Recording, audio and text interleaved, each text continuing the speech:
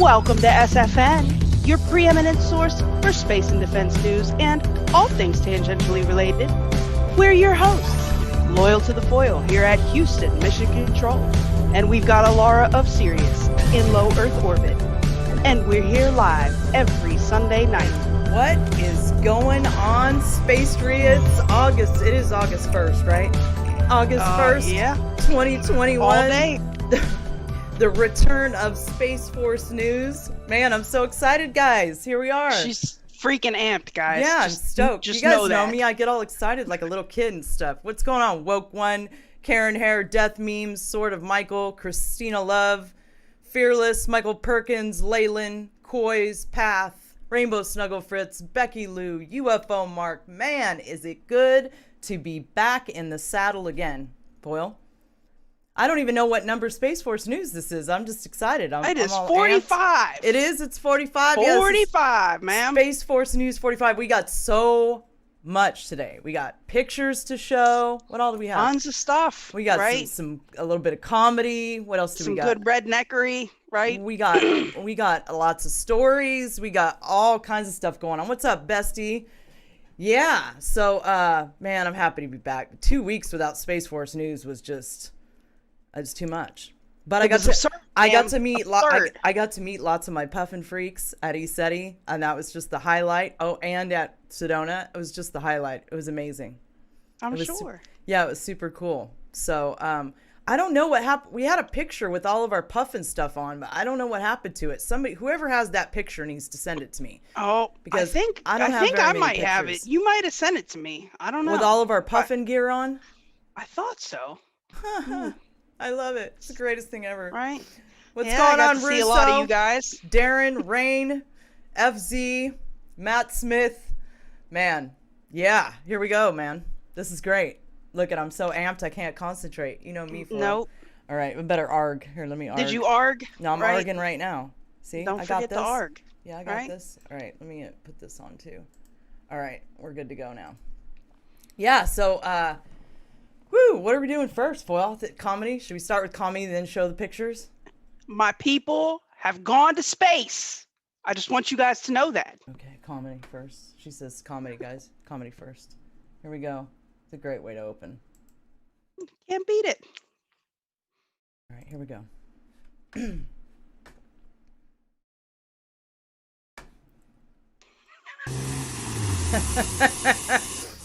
It's all foil, people. It's all foil.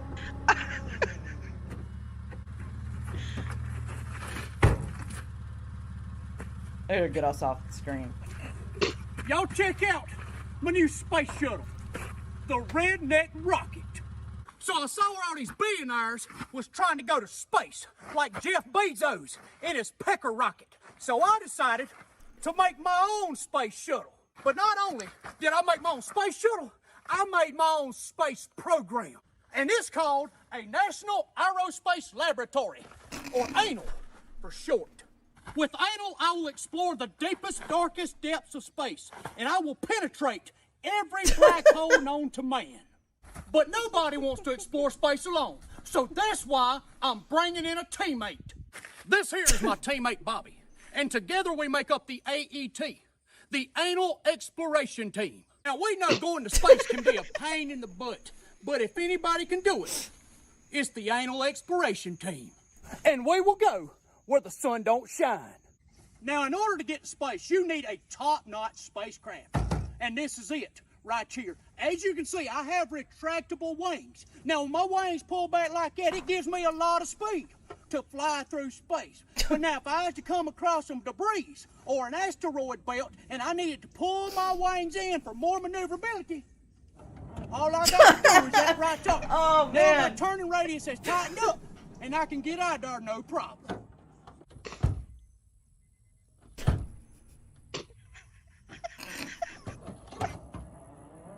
You got to pull the wing back to get out. Now these here's my main thrusters. These the ones to get me up out of the Earth's atmosphere. And these here, as you can tell, is my secondary thrusters. They keep me cruising through space at a good rate of speed. Now this ain't like them other spaceships where I gotta take off vertically. I don't need no launch pad. All I gotta say is, you know what? I'm going to space. Let me put my helmet on. Let me hit my button. And we're ready to blast off. Oh, foil. You gotta admit, it's better than the Joe Dirt shit NASA's flying. Hold on, I'm still in the True. Earth's atmosphere. I'm pulling some extreme G's. I am now in outer space. Woo! I can take my helmet off now. Oh, would you look at that? There's Mars. Man, that's a beautiful planet. It sure is getting bright out there. I must be near a red dwarf star. Wait a minute. This part's Oh, good. I done went too far. Turn around, turn around. I ain't ready yet, Lord. I ain't ready yet.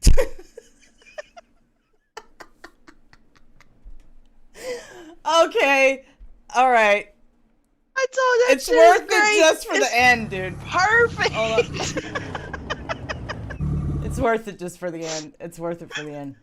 I told you.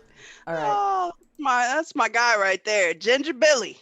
Shout out to Ginger Billy. All right. So let's do some pictures from Of course, the shuttle has mud grips, Leyland. Right? I knew that was coming. Right. All right, hold on. Let me move this over here. Whoops. Time 3 screens and stuff. All right. All right, so here we go. Pictures. This is all I have so far, you guys. So this is all I have from the pictures. But yeah, I guess I should talk about it for a moment. So yeah, everything went. Everything went fantastic. Everything went super fantastic. ECETI, we got there. Everything kind of worked out. What else happened there? We saw a fleet of ships. You guys have heard me talk about this. So we saw, so there was, okay, so let me talk about this first, and then I'll show you the pictures I have. So we're all laying out there, and there was a whole bunch of UFOs that started coming in from different directions, like a whole bunch of them. And they were all coming in, and everybody was like, whoa, whoa, whoa, whoa, what's going on? And then all of a sudden, I kid you not, you can ask anybody that was there, a whole fleet of ships came in and cut through those main UFOs, and they were in formation. There was one in the front and 2 and then like 3, and they were in a V formation. I can't do a V. How do you do a V? Anyway, Right. They were in a V formation, and they cut through the other UFOs, and everybody started cheering. They were like, woohoo! Oh my God! Everybody's cheering. And, you know, of course, I was cheering big time. I was all into it. So, yeah, it was super cool. All right, so pictures. All right, here we go. Look, it's Tessa and her husband, and he's rocking the Space Force News, or I mean, she's rocking the Space Force News fanny pack. Check that out. I love this picture. I love those two. They're amazing. What do we got next? Aw. Oh, look, it's Elise and Becky Lou and Brookie and Divine Fractal. Look at that. Look at that fanny pack. You like that, Foil? It's pretty funny. Awesome. Yeah. Becky's a good sport like that. Love it. Hello, Jazz Bar. Nice to see you. Okay, so what do we got next? Oh, there's James and Jen and her husband, I think his name is Brian, did an amazing job with the music. They did the drumming and the ceremonial stuff, and it was like super amazing.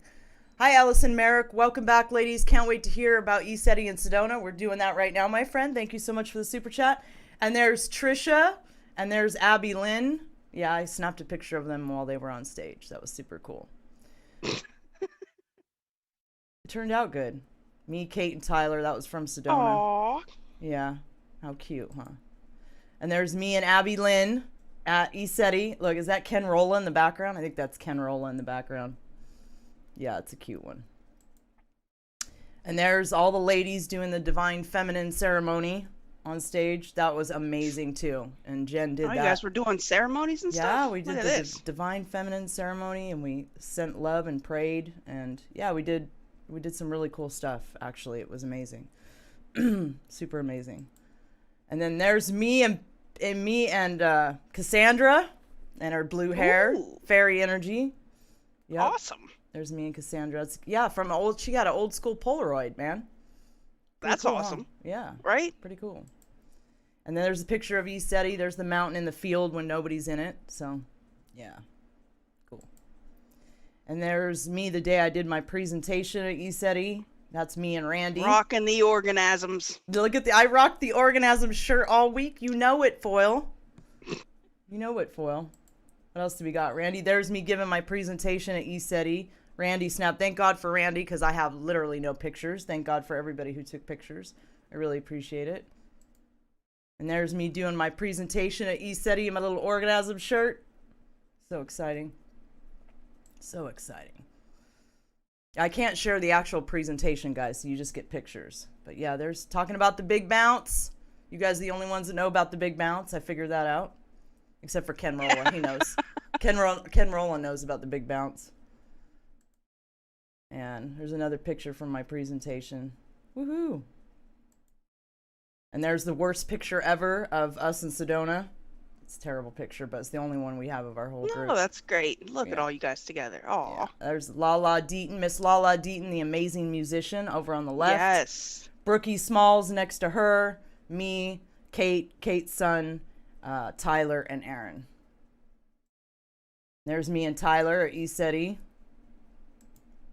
And there's me and Christina Love. Man, that looks like what? Hey, remember when you used to go to the mall and get those pictures? You know what I'm talking about? What was it called? The glamour shots? Yeah, that's what my hair looks like. Look at that. That's hilarious. Got a whole can of hairspray in there. Right? Seriously, for reals, though. Thanks for the phone, EO2 Dave. There's me and Lala Deaton. I don't know where that was. Somewhere. Oh, there goes the Divine Feminine Ceremony again. There's me and Trisha Margus. She's amazing. There's me and Trisha again. Hugs. Got so many hugs. It was amazing. I bet. Yeah. And there is Sarah, Miss Successful Sarah. Woohoo! And Christina Made it Love. there in one piece. Yeah. Awesome. That's a great picture. Right. Me and Christina Love again. And I think that's it, guys. I'm pretty sure that's it for pictures. Yep. Awesome. Yeah, that's all I have. Yeah, I didn't get that many pictures. I wasn't into the taking pictures stuff. Thank you, EO2 Dave, for the phone. Yeah, so there's pictures. So yeah, super fun, super exciting. Had a great time. Talk went really well at ECETI. Had some technical issues in Sedona, but had a great time there and met a lot of great people, and everybody else did fantastic. And it was a super awesome experience. So I bet. Yeah. Pretty cool. So yeah, as far as Bigfoot, guys, I didn't see a Bigfoot. I really wanted to see a Bigfoot, but I didn't see a Bigfoot. Instead, Bigfoot like kind of scared me kind of thing. I had, and it was funny because there was somebody walking down the trail and they looked at me like I was crazy because I was like, I jumped back and they're like, she's really as weird in person as she is on camera. Yeah, I am. But no, I thought I think Bigfoot was messing with me, phased out. So for those that don't know, saw you, though. Bigfoot is interdimensional. Bigfoot phases in and out. So, and I have literally no pictures of Jason Alexis, literally no pictures of Jason Alexis from Sedona, like none. But I hear that she absolutely killed it with her Schumann residence talk at Sedona, and I can't wait to get a chance to watch it. I saw that she posted it on her channel. What's going on, Ascension Diaries? Good to see you. All right, so now that we've gone through that, what do we got next? Let's see here. Okay, so what the Space Force news that will be going first. Let me thank Super Chats from last show 2 weeks ago. Samantha, Phil Christophers, Summer Sunshine, Graham Sutherland, Allison Merrick, Jesse C26, FZ06. D-Live wiped out my Super Chat, so I have no idea who donated last week. Jeez. I don't know if anybody else had a Bigfoot experience, you guys. I'm trying to remember. Because there was a lot that happened since I've been home from that. So, but I'm sure some people did. That stuff always Tyler happens. said he had this mystical stone in his pocket, and Bigfoot grabbed his butt. But he's got to tell that story. Now, wasn't that last week? Yeah, I think so. I mean, last year. In Sedona. Not last week. Last year. No, I think Bigfoots last in year it Sedona. smacked him on his back or something. Was that this week? Yeah, that was last year. Was that this time, Tyler? Or was that last time? Year. He just was telling the story on the trivia show. I don't think my foxhole chat is. Oh no, there it goes. It's working. No, okay. Yeti, so here's what we're going to be going in. I feel like I'm forgetting stuff today. Well, maybe I'm not. Okay. So we're going to be going into the Monolith Satellite, Cheyenne Mountain Space Force Station, Guardians to Enter Orbit, Mechazilla. It's some sort of weird thing that Elon's building. So yeah, it's the catch catch the boosters. Mechazilla? I think it's Mechazilla. Musk warns of population collapse, lawmakers to reclaim power over military action. China warns UK carrier strike group. China talks with the Taliban. Sweet tooth Chimera controversy. We'll be going into some of that. Consciousness in the quantum realm. One of my favorite topics. Consciousness. Space factories. Making memories, breaking DNA. NASA plans to fly to Titan. VBAT vertical takeoff drone. FDA allows human trials of BCI. Nuclear-powered attack spacecraft. Harvard professor. Oh, it's Avi Loeb. How do you pronounce that dude's name? He's the one going for it. Avi Loeb. Yeah, I love that dude. He's great. At least there's somebody in academia taking UFOs seriously. I know, right? Finally. So yeah, Harvard professor, UFO ET research. We got shape-shifting UFOs. I'm sure some of you caught the story with the shape-shifting UFO that was in the sun. We'll be going into that. It's pretty remarkable, and I'm not buying that it's a water droplet, so... I heard people saying, "Oh, it's a water droplet. It's a plane." I don't think so. And you guys know me. I don't fall for every video. You know, I'm pretty good about calling it out when it's CGI or it's something else. But I'm not feeling that one is illegitimate in any way. So we going into the Brazil UFO incident and so much more, you guys. Normally we go to commercial right now, but we're not doing that, Foil. So I guess we're just gonna jump into it, huh? Hi, Capable. Good to see you. All right, so we just jumping into the news or what? Look.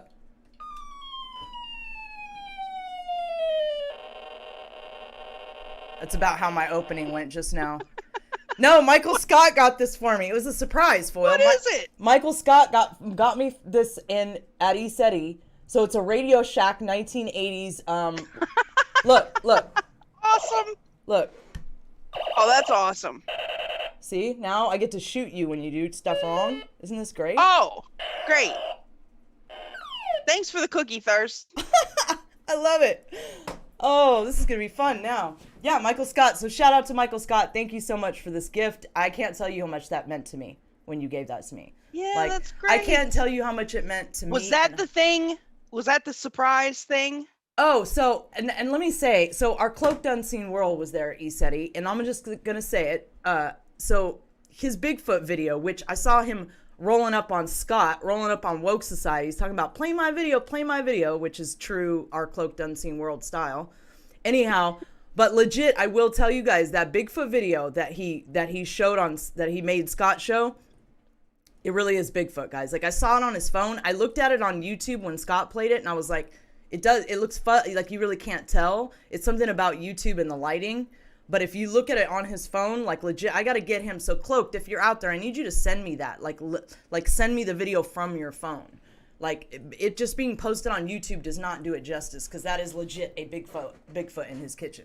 I saw it on his phone. It blew me away. In his kitchen? Well, it's like on the side. Or is it the one looking through the window? Thanks for the shades, 8 Virtues. I don't think it's a window. I think it's sitting on the outside of the counter or whatever. But it's legit in his house, a Bigfoot, like phased in all the way, letting him tape it. I think that's kind of remarkable. You know what I mean? Bigfoot doesn't do that, ever. Bigfoot just phases out whenever there's a camera around. Thank you, 8 Virtues, for the shade. Thirst for Knowledge. Thank you for the cookie. Rare I get to catch y'all's show live. Much love to you both. Thank you, Thirst for Knowledge. Appreciate that. So yeah. What was my point with that? Yeah, it's a legit Bigfoot Betty, and I got our Cloaked. If you're out there and anybody that runs into him next time, could you please let him know? I need him to send me that directly to my. Well, I don't have a smartphone. He can send it to your email or to my email. Thanks, CO2 Dave. Yeah. He says, my question is, where's the cooling tower for these nuclear spacecraft? We'll get to that. Yeah, we'll get to that. So, is that it for that? Am I forgetting anything, Foil? I don't think I am. Who knows, man? Yeah. So what I was saying before I got interrupted, or I interrupted myself or something, was I had the most amazing time at both of these events. I just want to say that I met the most amazing people. I got the most amazing hugs from people. I felt so supported and loved, and it was just an awesome experience. It was an awesome 2 weeks. It truly, truly, truly, truly was. Thank you, Leah Worth, for the can. Welcome back, Toots. Thank you, Toots. Yeah, so anyway, okay, so I guess we got to get into the news now. Enough of the talking about stuff. Gotta do the news, bro. All right. There we Thanks go. for the shades, Carrie Lake. Love you, gals. Thank you. Thank you. Space Force.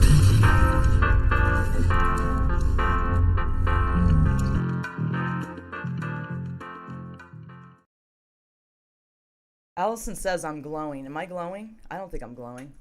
I mean, you're pretty stoked today. It's coming through on your skin for Oh, sure. am I glowing because my lighting sucks, or am I glowing because No, you're I'm glowing like radiant energy. my glowing aura's like your my aura's glowing. Hey, Matt 1776, good to see ya. Yeah, so well, that's cool. I mean, that's great. That's always a good thing, right? Thank you. There's the koala. No, he takes too long to dry. What is he talking about? the Bigfoot, whether Oh. or not he can swim. Glowing as in a happy glow. Oh, I have a happy glow today. That's good. You guys like my light blocker glasses? I can't see better with these. This is just to block the computer light. I actually can't see better at all. It's too bad you don't have this thing, Foil, because you could really troll it out of me at the beginning of with this, but you don't have one. Only I I don't have need it. no help, ma'am. Only I have it. Yeah, only I have it. So there. Oh, wow. Is there That- even Radio Shack still open on planet Earth? Man, I don't think so. Oh, okay. Well, Right, Space Force that's awesome, launches. You know what happened to my look? My water bottle's missing. I'm stuck with a plastic bottle. Oh, Isn't that terrible? I mean, it's not my fault, guys. I was trying. I lost it. I don't know where it went. I didn't take it on the plane. I knew they would take it away from me. I didn't. So I don't know what happened to it. I got up, and walked away. Oh, and Taco the cat, the homeless cat I was feeding that I named Taco. You don't know about this, Foil? You look surprised. You named it Taco? Yeah, of course I named it Taco. It's a stray cat that comes in my yard that I'm befriending. What else was I going to name it? I named it Taco. Clearly. So Taco has a sister, and Taco and her sister now roll up on me, and they come here to get Yeah. food. They're not very Oh, you're social, gonna get though. every stray cat in the neighborhood soon. Yeah, they're not very social, though. They're not really my cats. They're just visitors. Oh, they're your cats now. No, they're not. Go. Stop. I need a new water bottle. This is ridiculous. I don't know who took my water bottle while I was out of town, but It was can't Bigfoot. I can't obviously. drink out of plastic. This is not right.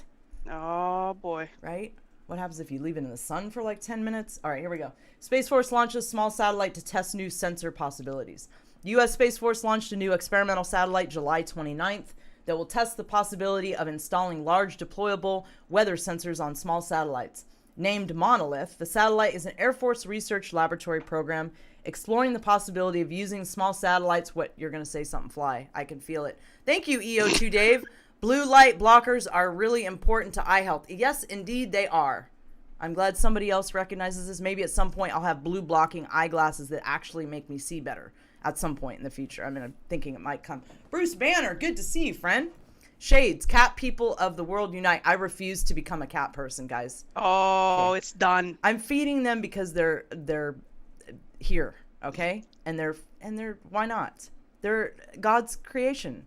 But I'm not becoming a cat lady. Oh, It's not there happening. is a Radio Shack. Thank you, Thirst for Knowledge, for the cookie. There's a Radio Shack open, and ooh, there is a Radio Shack. Do you think they still carry these though? Probably not. Oh, probably not. That was probably like special order, or something he had saved forever. That's awesome. I gotta get to know the sound effects so I can use them. Can you guys even hear it? They Oh probably yeah, can. I can hear it. If I Okay. can hear it, they can hear it. Yeah. So yeah, I mean the cats. I'm good because the cats aren't my cats. You know, I can just feed them, and maybe eventually they'll come Right, and let meow? me touch them. But they're not my cats, so it's perfect. You know what I mean? Because there's no way I'm getting two cats. I don't even have a bird or a dog. I'm not getting two cats. It's not happening. So this relationship is safe for Commander Alara. Where was I?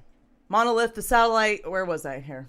The mission for the latest launch will demonstrate whether large deployable sensors can be effectively used with 6U or 12U size satellite buses. A 6U satellite is 10 by 20 by 30 centimeters, while the 12U is larger at 20 by 20 by 30 centimeters.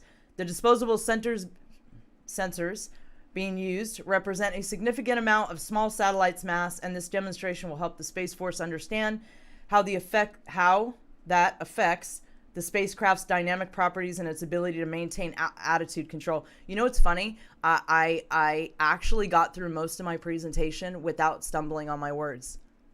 But I did start stumbling at the end. And then when I did, it went all south, you know. But people know that I'm going to do that. So that's the way it works. I got, which word did I get though, right, Will? I got cosmogony. Cosmogonies. I said cosmogonies, didn't even step on it. I did perfect with it. Yeah, I'm kind of proud of myself, really. I mean, it could have went all downhill, you know? And could have went. Right, because there was a lot of big words in that presentation. Like a lot of them. And I pronounced you did good. Almost all of them. Yeah, I did great. Thanks. Right. Thanks, Racing Ray, for the cookie. New to your channel, checking it out. Some Hobby Lobbies apparently have Radio Shacks also. I did not know that. Oh, well, I'm the only one that I used to have a Roby Jr. robot. It was like one of the first remote control robots. It was the coolest thing. That's perfect. Whenever I want you to shut up. Nope. I'll keep talking. I'll talk right over it. Swinging that wand at me or what? I will wave this at you. Don't you tell me. Oh, yeah. This is perfect. Perfect. The disposable sensors being used represent a significant amount of a small satellite's mass, and this demonstration will help the Space Force understand how the affects the spacecraft's dynamic properties and its ability to maintain attitude control. If successful, the mission could enable the service to use smaller satellites to field weather sensors. A Space Force release noted that the satellite will also provide a platform to test future space protection capabilities. What up, woke? Yes, sir. Scott's here. Yes, sir. How's he here? I thought he was. He's here. Magic. I wanted him in here. Like, what? Hi, Scott. I'm glad you made it to your final or it's not his final destination. Halfway to your final destination, with the family intact. Everything's good. I'm very delighted to hear that. Bowser, are you? What is Pop Secret saying? You can go to Diggy Key. Diggy Key? Huh? What? Mouser? Where? Well, you got to watch the chat, Foil. I mean, I don't know what you're doing. I'm watching. It's not like you're reading an article. I don't know why you can't Ma'am? I love that I have this gun. This is the most exciting thing ever. I can just shoot at you whenever I feel like it. This is the best thing ever. Take more than your death rays to stop me, ma'am. That's right. Yeah, I mean, I don't know why you can't watch the chat. I mean, I don't know what you're doing, but... You know, that's right. BBP to me. I should get the fake news button. It'll be on. Right?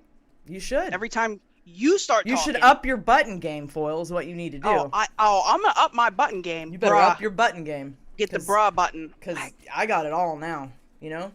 I need the foxhole shades and all that. I gotta get that from somebody else. Somebody's gotta have that file. Right? Severe's got them all. He come and hung out while you were gone. I was like that Pablo Escobar meme where he's sitting like at the empty pool and then sitting on the porch swing and he's all alone. Are we gonna do the news today? Yeah. I'm sure we'll get to it. Okay. So go ahead. I'm sorry. I didn't mean to interrupt. I was trying to say I was sad while you guys were gone, but you ruined it. You were sad? Did you miss me, Foil? You missed me, huh? No, I didn't miss you. Yeah, you did. You missed me. No, I didn't. I missed you. Everybody, the whole time I was gone, where's Foil? Where's Foil? How come Foil's not here? Boy, it would have been better if Foil was here. Blah, blah, blah, blah, blah, blah, blah, the whole time. So next time I go to some events, a ruckus. You have to go because I don't want to hear it the whole time. Where's Foil? Where's Foil? Where's Foil? I will go. You have to go.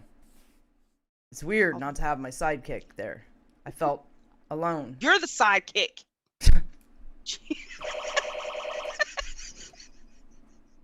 Read the news. All right. Colorado Springs Air Force Base is renamed for space. We're going to have to kill some articles today. This is not going to... we're not doing that time thing. We've been gone for 2 weeks. You're going to be all right. Look at her just telling me, guys. Look at her just handling me. Somebody's got to do it. Colorado Springs Air Force Base is renamed for Space Force to reflect the newest military. So a renaming ceremony designated the facilities at Peterson Space Force Base. It's now Peterson Space Force Base. Schriever Space Force Base, Cheyenne Mountain Space Force Station. Look. To reflect the newest and the 6th branch of the U.S. military. With Space Force being so young, Space Force Garrison Commander Colonel Zachary Warakomsky says it's a critical milestone in history. The new base designated comes as the trajectory of future conflict in space becomes more uncertain and more unpredictable. Space Force leaders say the final frontier is more congested recently, giving the need for the military to designate a branch for it. Space is now a warfighting domain, said Lieutenant General Stephen Whitting. This calls for a cultural shift as the character of war will be different than other domains. Therefore, it is imperative that the U.S., our allies, partners, and like-minded nations preserve and protect the freedom of action in order to protect our nation's interests across and above the globe. We're throwing in above now. Look at that. U.S. Space Force seeking alliances in Europe to guard orbit. The U.S. military... I need some more water. Right, meow.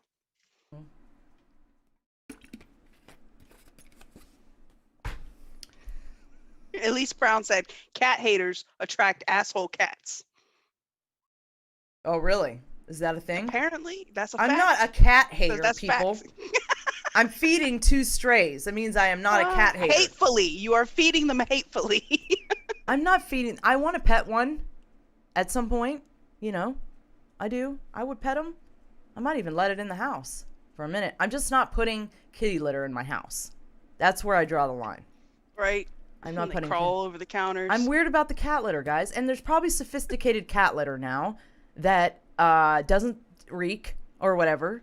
But well, there is. But I'm so old-fashioned. We know this, right? Oh, Karen, I wanted to... didn't I show the picture of Karen? That reminds me. I see Karen Hare out there. There's a picture of me and her from Sedona. I thought it was in my file. But apparently it's not. So I wanted to show that. I guess, look, they're doing it now too. You got them to do it. Where's I'm the gold? sorry, guys. I'll get her next time. My bad. The U.S. military Space Force is looking to develop partnerships with European countries to counter threats in orbit from the likes of Russia and China, according to General John Raymond, the Pentagon's chief of space operations. We have seen what China and Russia have done in developing a suite of capabilities designed to deny our access to space, Raymond told journalists Thursday following meetings in Luxembourg, Belgium, Spain, and the Netherlands, aimed at building support for measures to provide stability in orbit.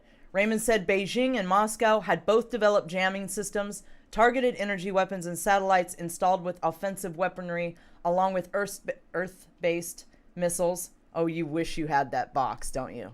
You so wish you had that box, and you don't. It's all mine. No, I'm not a cat lady, AP. I'm not. I refuse to become a cat lady. Oh, she's definitely going to turn into a cat lady. Going to become a cat lady. Yep. There's still hope for me, I think. We hope.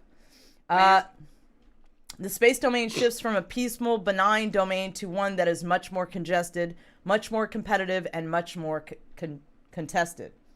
He said the intention of the U.S. Space Force, launched at the end of 2019, was simply to deter conflict from beginning or extending into space, but added that team-ups with countries are necessary to stay ahead of a growing threat. France and the UK have also launched military space units over the last few years, and Raymond said the U.S. already had a dialogue with both countries. The plan is to now widen that cooperation to include other friendly nations.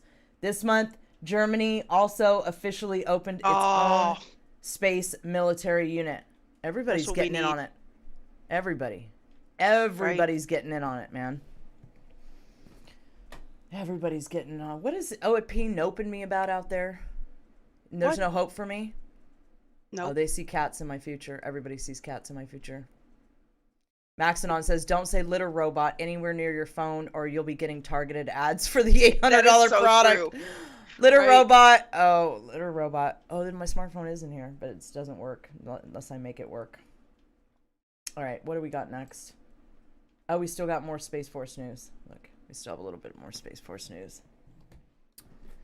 All right, SPOC commander sees spacefaring guardians in the future. So, you know what's interesting to me, Foil? Have you thought about this? So, allegedly, there's ETs that watch over this planet that are called guardians, right? Some of them are human, in my understanding. Feel free to correct me if I'm wrong about this, but some of them are human, allegedly. So, what if, I mean, we did name our Space Force people guardians. What if that's because we know in the future they're going to be the Guardians. That's right. Maybe. Because that's what they become. Like, and Space Force knows this, right? So that's why they named them Guardians. I mean, I'm not thinking Guardians of the Galaxy. I'm thinking Guardians of the Galaxy. I'm thinking like they have some inside information. You know what I mean? About the future. That's what I'm thinking. Maybe. Seems logical. Maybe. It's a cool name, regardless, you know? Guardians. Mm-hmm. Gulp, gulp, gulp. Just like the Cleveland Guardians, right? That's the worst. I can't believe they did that. As military operations in space... Go ahead, get it out. Thanks, T. West Roy of the says West, for to the can. stop feeding the cats and they will leave. But I don't want them to leave. I want them to be my friends. I just don't want them to move into the house. That's all. I want them in small doses. You want to love them from a distance? Yeah, pretty much. Thank you, West of the West. Pretty much. That's what I want. Good to see you, Nick Houston. It's been a minute. Lotus Poet. Nice to see you too. Boy, it's good to see everybody. Soul Rico. Karen Harris says she shared Puffin Freak with people at Sedona. Oh, the music video? Oh, awesome. Good call. Yeah, that's awesome. It's a winner. Mm-hmm. It's a big hit. Just the give big me hat. the beak now. Bruce Banner says people with cats seldom have rodent problems. I don't have rodent problems to begin with, so I don't think I need cats. Nothing lives where I live. There's nothing that lives here, so we don't have pests because nothing can survive here except for me. I'm the only thing that survives here. Only you? Yeah, just me. I'm the only thing. Just in the middle of the desert. All right, where was I? Can't stop getting distracted when I'm trying. Okay, as military operations in space moves. This is downhill today, Foil. I can't read. I'm stumbling on my words. I can't talk. I don't, should I give it another try? Give it another try. There you go. No. You'll be Alara fine has now. lost the cat battle. She's toast. Meow. Cat Force Right, meow. News. Wow, the chat's lit right now. Look at this. Cat comments. Right. Yeah. Belushi said he's thinking Guardians of the Galaxy. I mean, could be both, right? Could be both. AP says I'm not helping. All right, let's try this again. As military... Oh, my ear just went silent. As military operations in space move farther from the Earth, the head of Space Operations Command believes Guardians joining the Space Force may now eventually need to enter orbit or transit through space to make quick decisions to protect American interests in space. As we think about future threats, as we think about where commerce may go, human history tells us that where commerce goes, that we have had a need to have a military defense. That's right. We'll see how that plays out. But if we project out... This is terrible today, Foil. Oh, we'll see how that plays out. But if we project out those kinds of trends, it would not surprise me if in the career of young Guardians joining today, we have manned missions on orbit. Well, I hope. I hope we're not going to have Space Force that only operates from the Earth. We certainly hope so. I tell young Guardians who are joining the service today, I think within their careers, if we think about a 20-year career there's a good chance there will be Guardians either in orbit or transiting through space for some military missions, he said. Great. So this, you know what this means, right? They're stringing disclosure out here. He's already putting a 20-year mark on it. 20 years. And they'll be, Space Force Guardians will be in space doing space work. 20 years. It ain't going to take that long. Years, please. We know better than that. It better not take that long. We know better than that. Come on now. But okay. The reason we have people in space is to do stuff that machines can't do. Spokesperson told Air Force magazine, we have to weigh the risk against the benefit. It's really hard to put people in space, and it's dangerous. Well, yeah, when you're doing it with rockets, it sure is. No comment from the peanut gallery, Foil? Nope. The spokesperson explained that at the cost and risk of putting people into space still favors having machines operate for military space purposes, but that could change as military operations in space move farther from the Earth.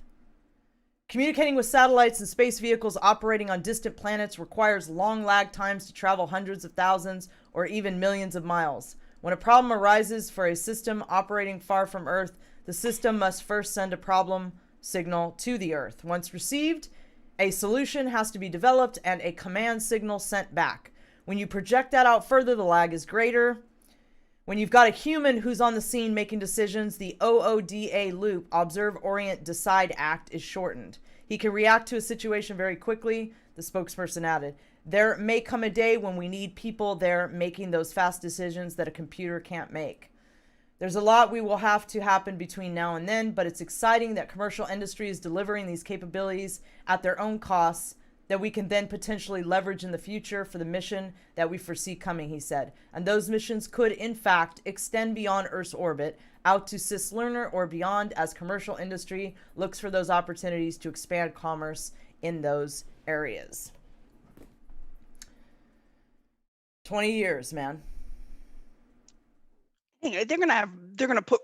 I thought they were robots and putting unmanned space crap marines and in all kind of cislunar crap. patrol like a few months from now. Space chips and everything else. Like, they better get on it. Thanks for the cookie, Share Within. Hi, Share Within. Good to see ya.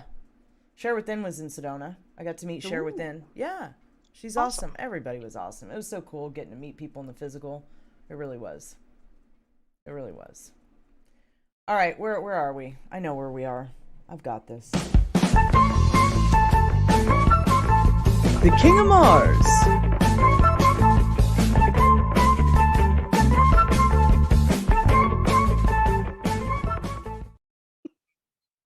Yes, Leyland. They've spent the entire episode so far convincing me that I need 2 cats, and I don't need 2 cats. I absolutely do not.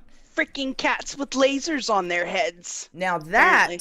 that I could do. That'd be awesome, right? Yeah. Then I might go for it if they had lasers. Could we build lasers on them, Foil? Yeah. Starstream, go. Has some sort of laser that'll cut some stuff up. Let me We can see if I attach have a to the cat laser. heads. Here. That's the laser. That's a 1980s That's not a laser. laser. That's a 1980s laser. That's like a 1980s British police car. We have the zapper, the rat-tat, the laser. That's the laser. That's not a laser. Well, that's their laser. That's Radio Shack's 1980s laser. That's a blaster. It's definitely a blaster. That sounds like straight Atari, dude. That's awesome. Quick shot. And then, bombs away. That's when you really bomb it. You know what I mean? That's when I hit that one. Oh, okay. I haven't figured out what the other ones I'm going to use. I know it's probably better if you had it, but then I would I really got never you. get through the No. articles. If you had Don't it, you I would even worry. never get through the articles ever. Don't you even worry. All right, let's Don't- talk I got about you next week. Mechazilla. Let's talk about Mechazilla. You here. talk about Oh, Mechazilla. I'm going to talk about Mechazilla. All right, so this is mostly kinda the nifty. pictures. It is kind of cool. Yeah, it's the arm that's supposed to catch the boosters. After a burst of activity in custom part deliveries, SpaceX appears to be almost ready to start turning Starship's vast launch tower into what CEO Elon Musk has described as Mechazilla. Dun, dun, dun. Is there a button for that? No. Okay. I love my new toy, guys. I love it. It's great. Over the last few weeks, a number of new components have begun to quickly take shape, offering the first real glimpse of what SpaceX's latest hopeful innovation might look like and how it could function. Earlier this year, Musk revealed plans to forego landing legs entirely on Earthbound super heavy boosters and potentially starships by using a giant tower with arms to quite literally catch the rockets out of the air. And by that way, speaking of Mechazilla, that video you sent me, the UFO one, that there was a transformer, that is CGI, Foil. What? Oh, that was. How do you not know that's CGI? All it was 2 pictures, and that was on the Unsolved Mysteries channel. I just sent it to you to look at. And I looked at it. I'm telling you, that was CGI. You think everything UFO is CGI, videos do not come in that clear, ever. Bruh. Ever. Some of them have been pretty freaking clear recently. If it comes in really, really super clear, chances are, I'm not saying always, but chances are. See? Now you sound like Elon. It's CGI. Oh, I sound like Elon. Oh, come on now. Yep. Come on now. Let's look at Mechazilla here. Let's check Mechazilla out. So this is it. Very exciting. Here it goes. There's Mechazilla. Months after the reveal, parts of the tower's rocket manipulation mechanisms have begun to arrive on a near constant stream of flatbed trucks, and something is being assembled on a concrete pad previously used as a Starship landing zone. So here's all the pieces. They look like Legos. They look like Lego pieces. There's all the yellow pieces for the arm. Yeah, so over the last week or so, SpaceX... What? My lack of excitement about this topic or what? You're like, oh, look at the I'm little such yellow a dead pieces. giveaway. I'm such a dead giveaway. It's only exciting to me if it's spaceships. If it's rockets Just or anything. pretend, okay? We were doing this in the 80s, Foil. And we had spaceships Just then. pretend. And now we're going to do it again. It's exciting. I have to pretend it's exciting? Yeah, just, pretend. Why do we even have to talk about Elon anymore? Bruh. Because of It's- Space Force. That's why. I know. I understand. I It's mean, just- of all the people on Earth that are being openly admitted to, you want to hear this something guy funny? is in the mix of everything. You want to hear something funny? Elon's hiring a new security person. Didn't we talk about this? No, Remember we were don't talking about talk the toilet about cleaning this robots? on the air. We did. But he's hiring a new security. I saw it on. I don't even want to tell you. I can't even talk about how I figured it out. But anyways, it was super weird. Just some computer Yeah, well, weirdness. remember his security people were getting in trouble for yoking people up off the beaches down there. Yeah, he's hiring he- new security people. I saw it on LinkedIn. I think we should apply. I think there's no. He's definitely got to have to hire us. I mean, Right? I mean, come we on. could hold it down at Starbase. Bruh, I got this. We could do our podcast from Starbase. We could hold Yep. down the security, hold down the whole fort. Yep, I think you should hire us. I think so. We'll definitely qualify for that position. We need to make No we need to issue. make an application video, right? And We send it should to just him. for fun. We should. See what happens. Thanks I would for do the it cookie, just Ohio for Kimmy. just Listen, I'm for down. shits and giggles. I would do it. I'm down. Seriously, I'm down. I think I'll we do should just about legit- anything for entertainment and humor. Right? Thank you, Just Miracle to see Girlie. what happens. Thank you, Ohio Right? Kimmy. Hey, I'm down. We should just make seriously an application video. Like, we heard you were hiring, and We thought we'd apply, right? yeah, list all our qualifications, some of which we can't even He say is on the never air. gonna let us anywhere near anything having to do with him. Maybe you, but not me, because you're a fan. Over the be last great. week or so, SpaceX has also been hard at work completing the 9th and final section believed to be the roof of the launch tower. The hardware will likely become part of the high-power pulley system that will pull the arm carriage up and down the tower, allowing it to grab, lift, and catch starships and super heavy boosters. This is fantastic. All right. Is there anything else that's really important about? Oh, we get more pictures. Oh, it's yellow. Look, Yeah, I know. It kind of does look like Bumblebee. highly technical analysis, right? Yeah. Could be. Yeah. Could be. I like Bumblebee. That's my guy.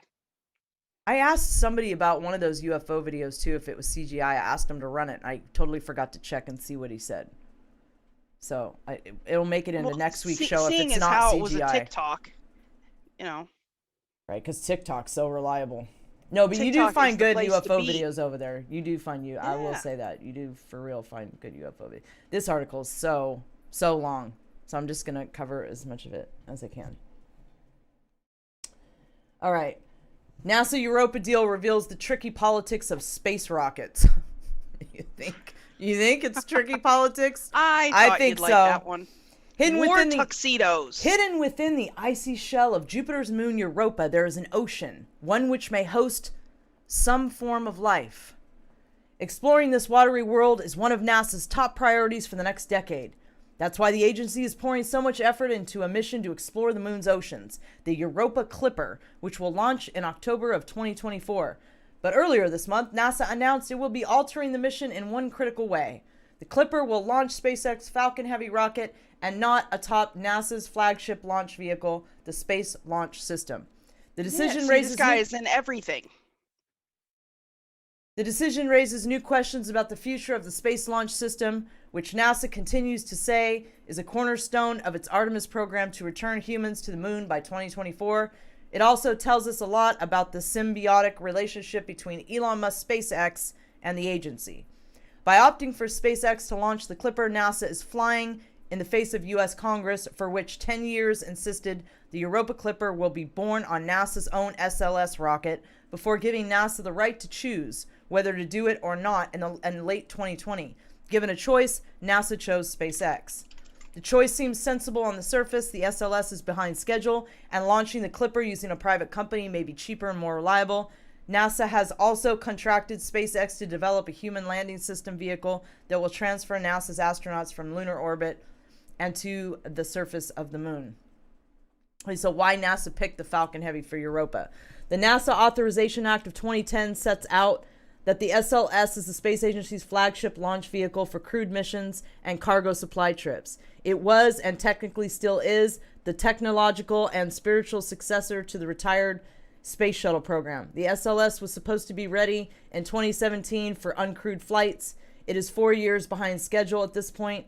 It is supposed to launch NASA crewed missions from 2023 onwards. In late 2020, Congress changed course, legislating that NASA should only use the SLS to launch the Europa Clipper if the SLS would be ready in time for the scheduled launch date, among other criteria.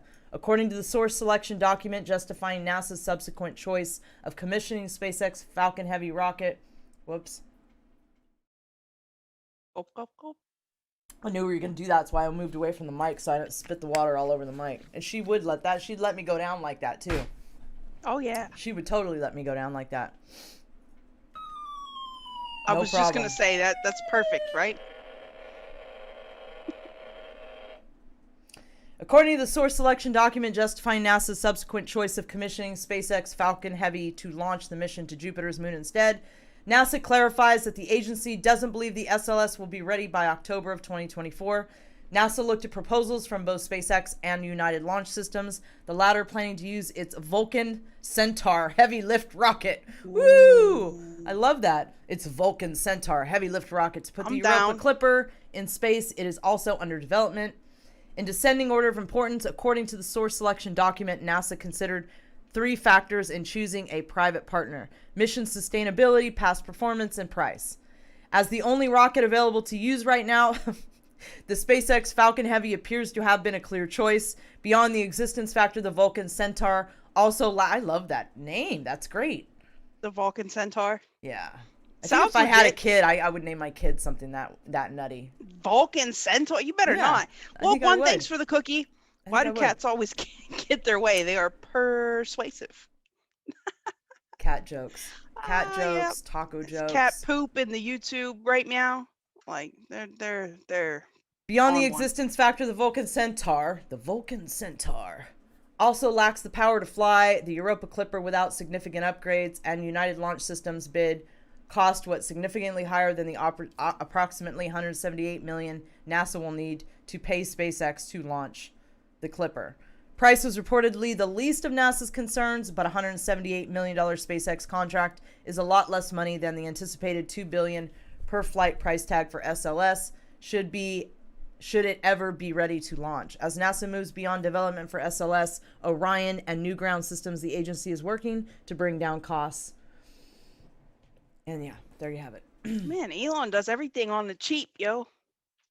Elon? Yeah, he underbids these. Like, he's got the prices. I mean, of course they're going to call on this cat. All right, so this is interesting right here. Elon Musk founded Neuralink raises $205 million Series C funding that includes Alphabet's GV.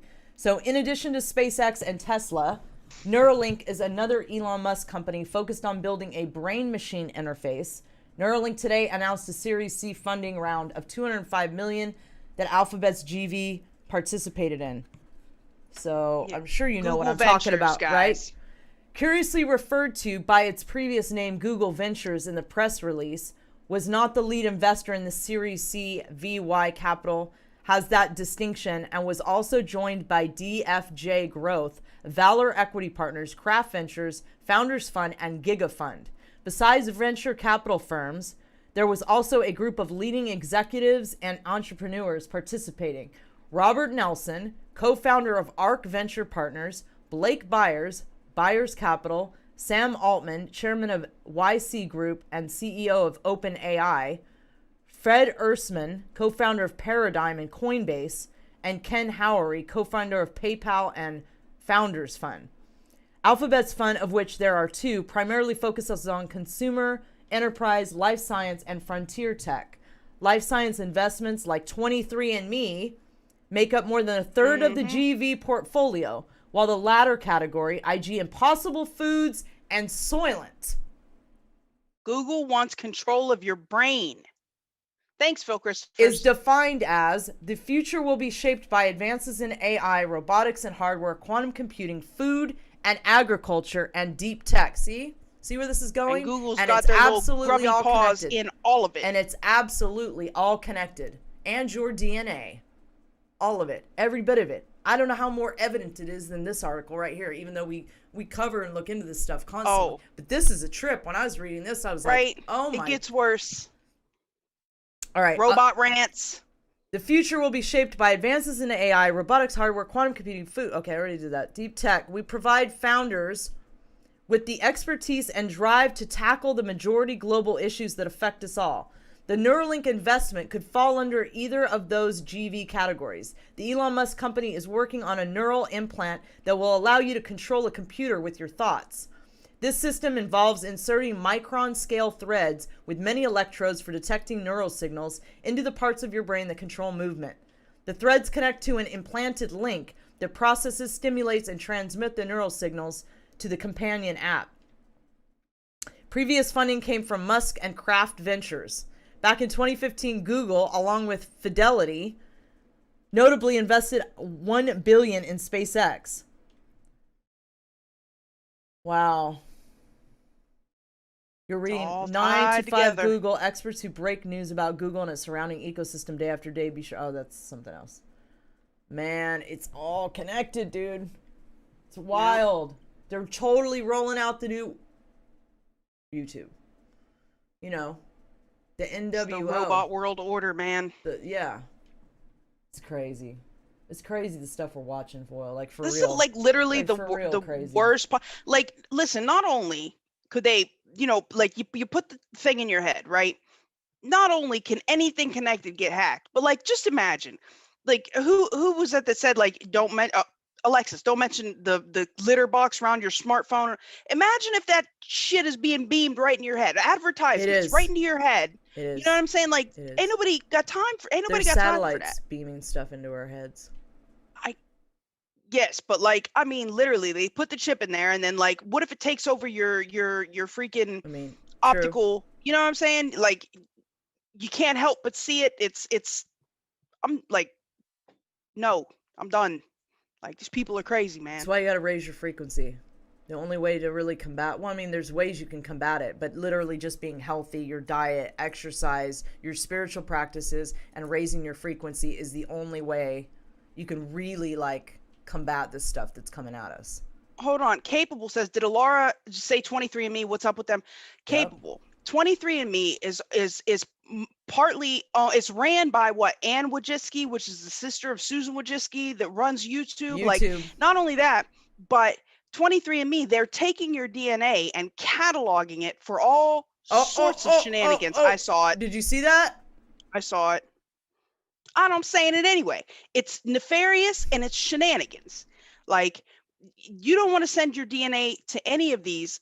Ancestry, 23, Origin, none of them. They've all got ties to the military industrial complex. They've got funding and people that sit on their boards that are invested in making all kinds of genetic weaponry and everything else. Like, it's Do you think just bad business. This latest thing they unleashed in 2020, you think that's targeting based on genetics? Man, we know it is. As a matter of fact, the tests and stuff, remember, it doesn't affect the DNA kids. sequencing was getting sent. The DNA sequencing was all getting cataloged and sent to where? China. Oh, and then here we go. How about this? Elon Musk says population collapse potentially the greatest risk to the future of civilization. Right. They want you to believe that we're overpopulated.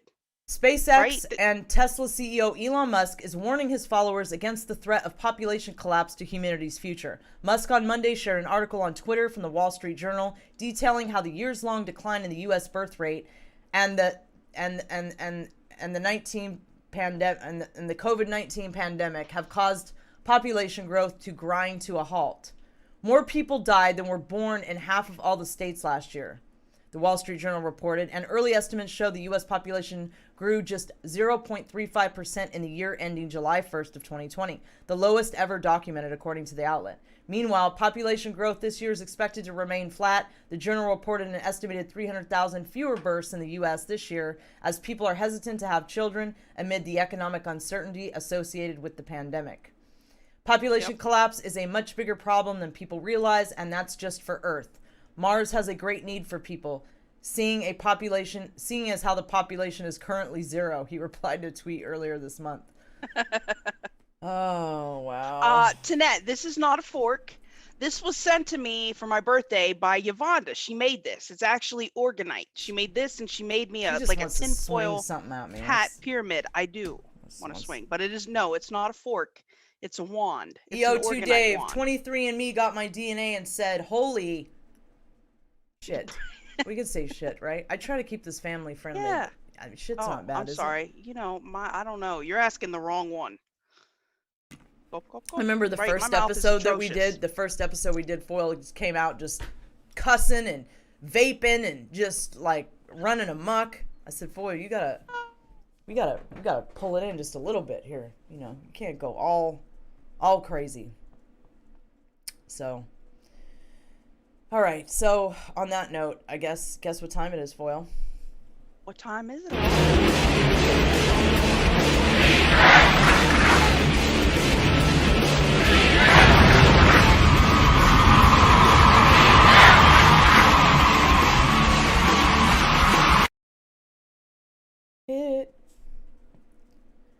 Woo!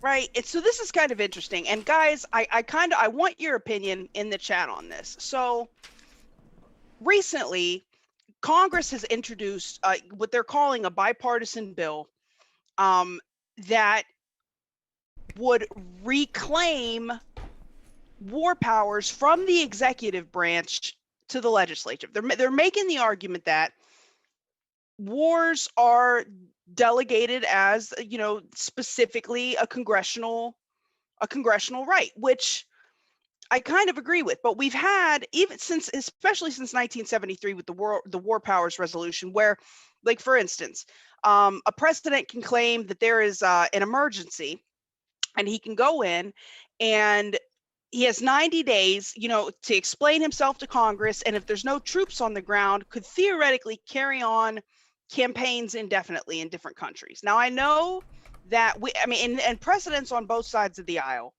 have found these loopholes in how to circumvent Congress and basically wage an unofficial war on different nations. And I'm not for that, right? What I'm concerned with is that, like we saw, for instance, when Trump was in office and Pelosi was throwing this fit about, he could start World War III, he could bomb Iran, whatever, which he never did.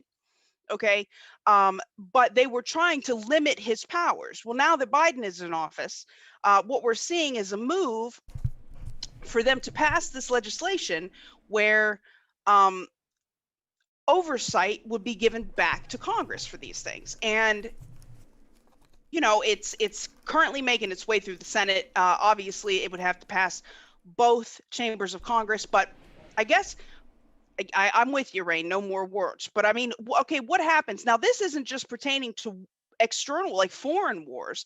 They're saying that he couldn't even declare domestic emergencies without the authorization of Congress. Now, if you remember, it wasn't too long ago that President Xi in China had said that was it Putin?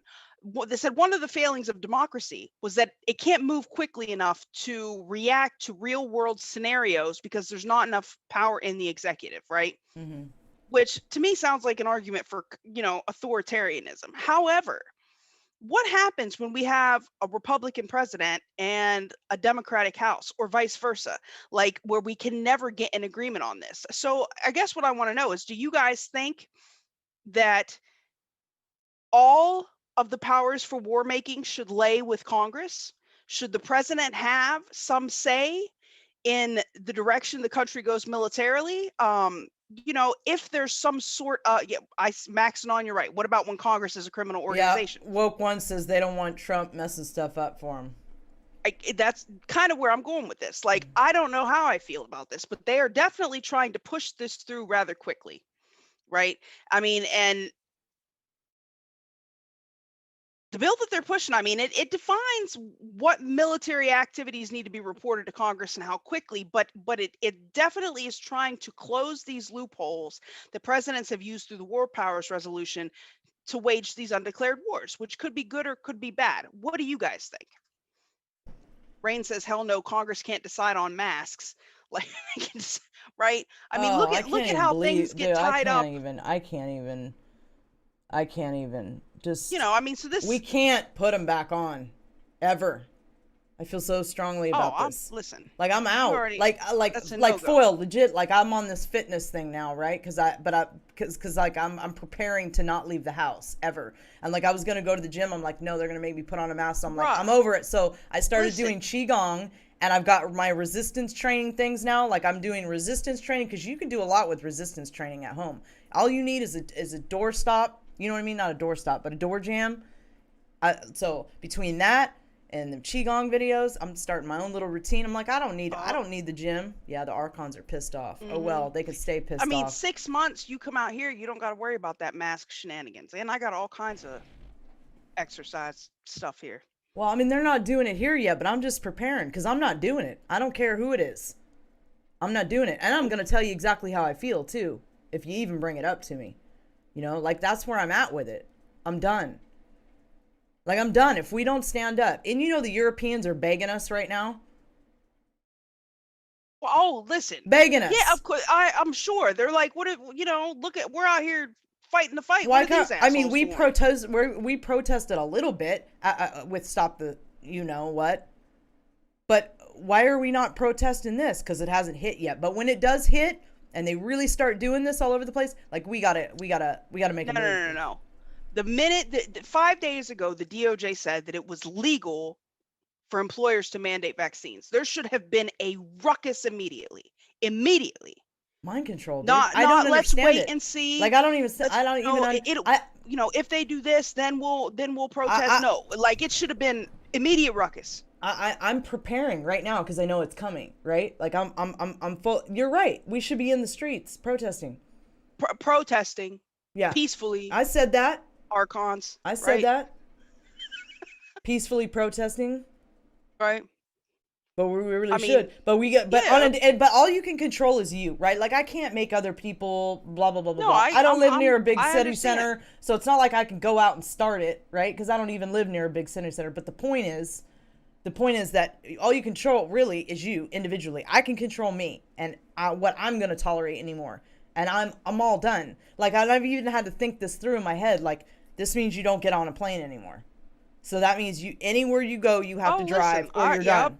Like, or you're done. Can you do that? Like, yeah, it's going to be, we're going to have to be willing to say, I'll take the inconvenience. Exactly. Because if enough of us do that, it's painful for them, right?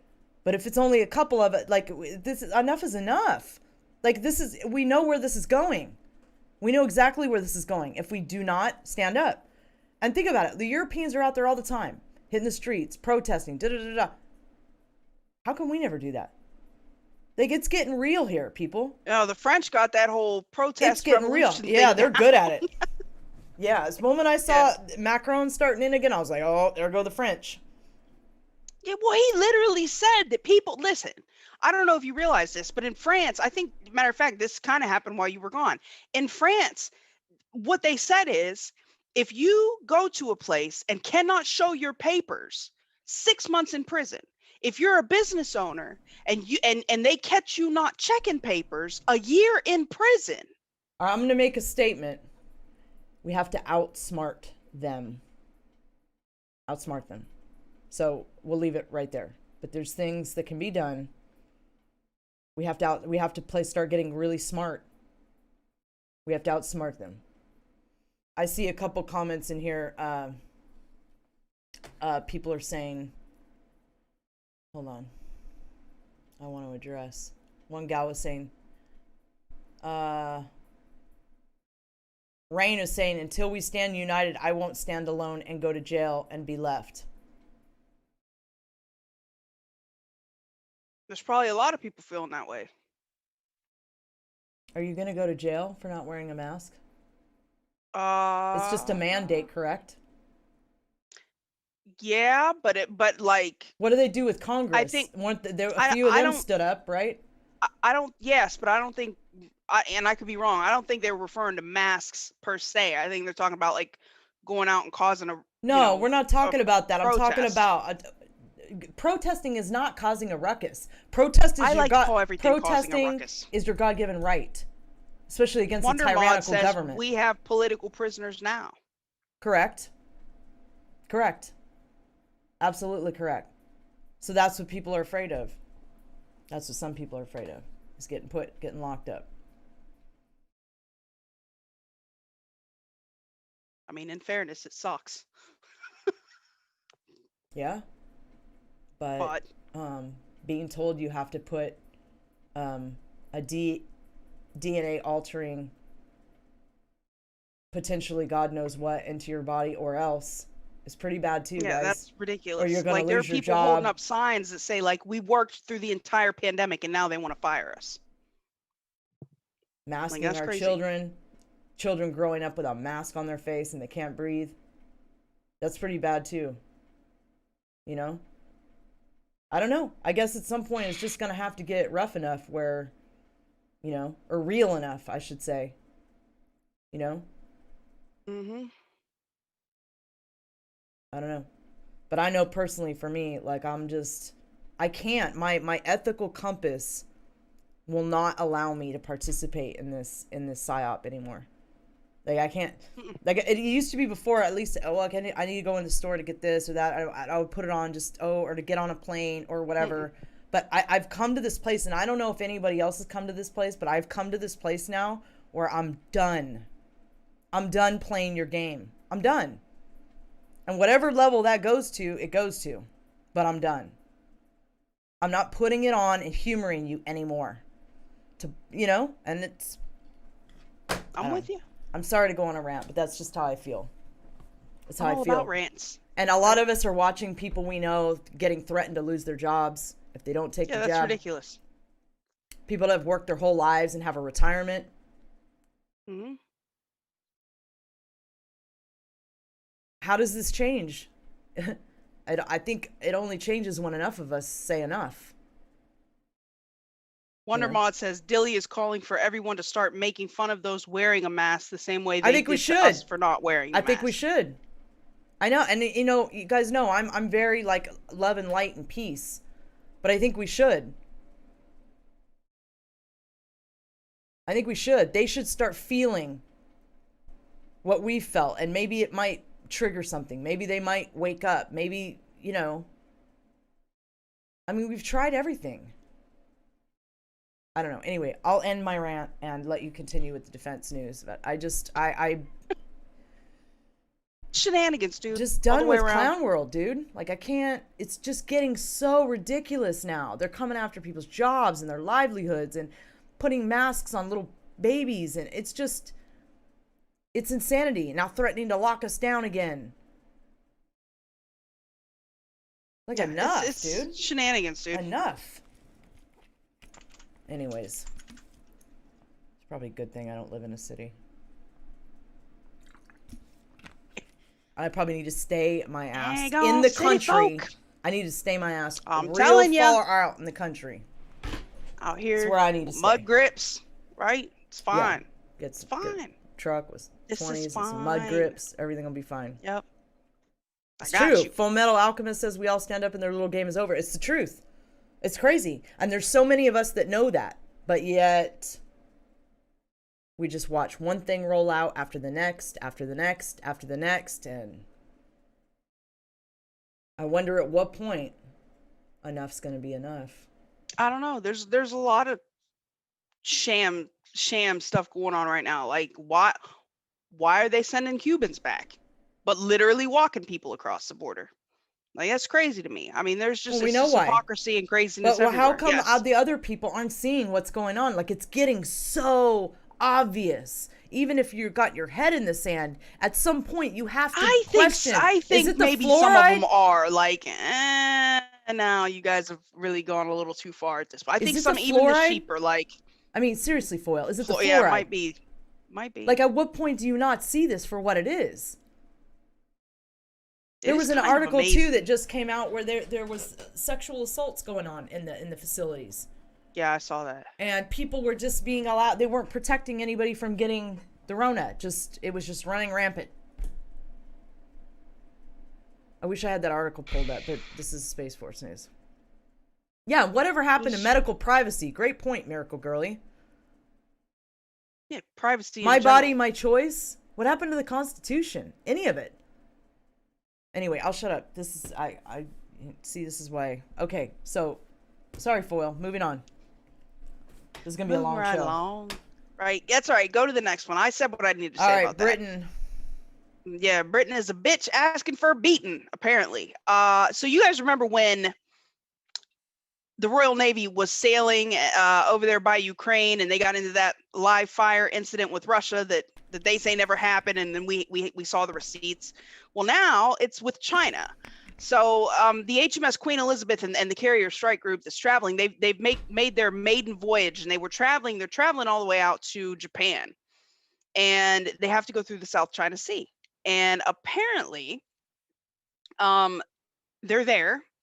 And this week, Chinese-run state media has now warned that any mismove that they make while traversing through this contested area is going to be met with potential force, and literally said that Britain was, like a bitch, asking for a beating, right? Just out there making threats, which is kind of crazy.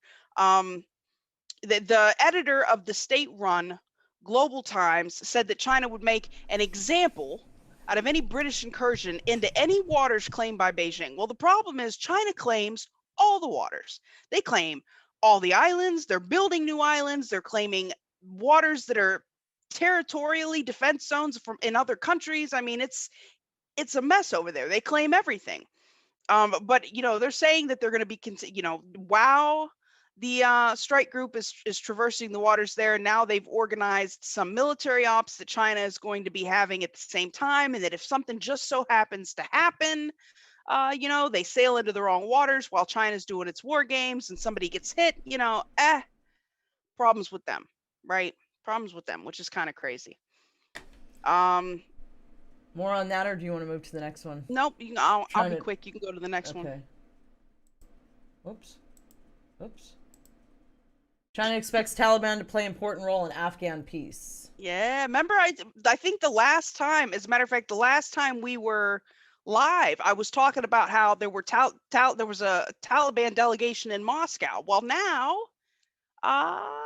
they're chumming it up with China. China started talks with the Taliban. Wow. Obviously, as the Taliban is claiming to control about 85% of Afghanistan now that we've, pretty much completed the withdrawal from the country.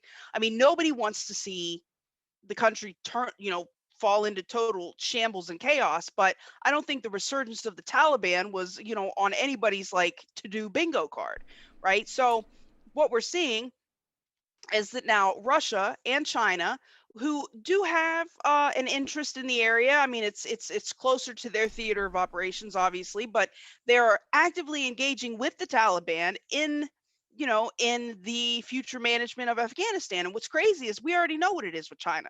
Like, you've seen how they've done other countries with the Belt and Road Initiative. If you think they're not going to buy what they can in Afghan influence, I don't know what to tell you. That's exactly what's going to happen. I mean, this country is now going to become definitely under the auspices of some sort of communist rule there. I'm just saying, one of these two countries is going to make their move and going to be pretty much guiding the decisions in the form of money and weaponry to get whatever outcome that they want in Afghanistan, which is kind of crazy. And if you move to the next one, you'll see that it's even getting a little deeper. Now China and Russia are training together.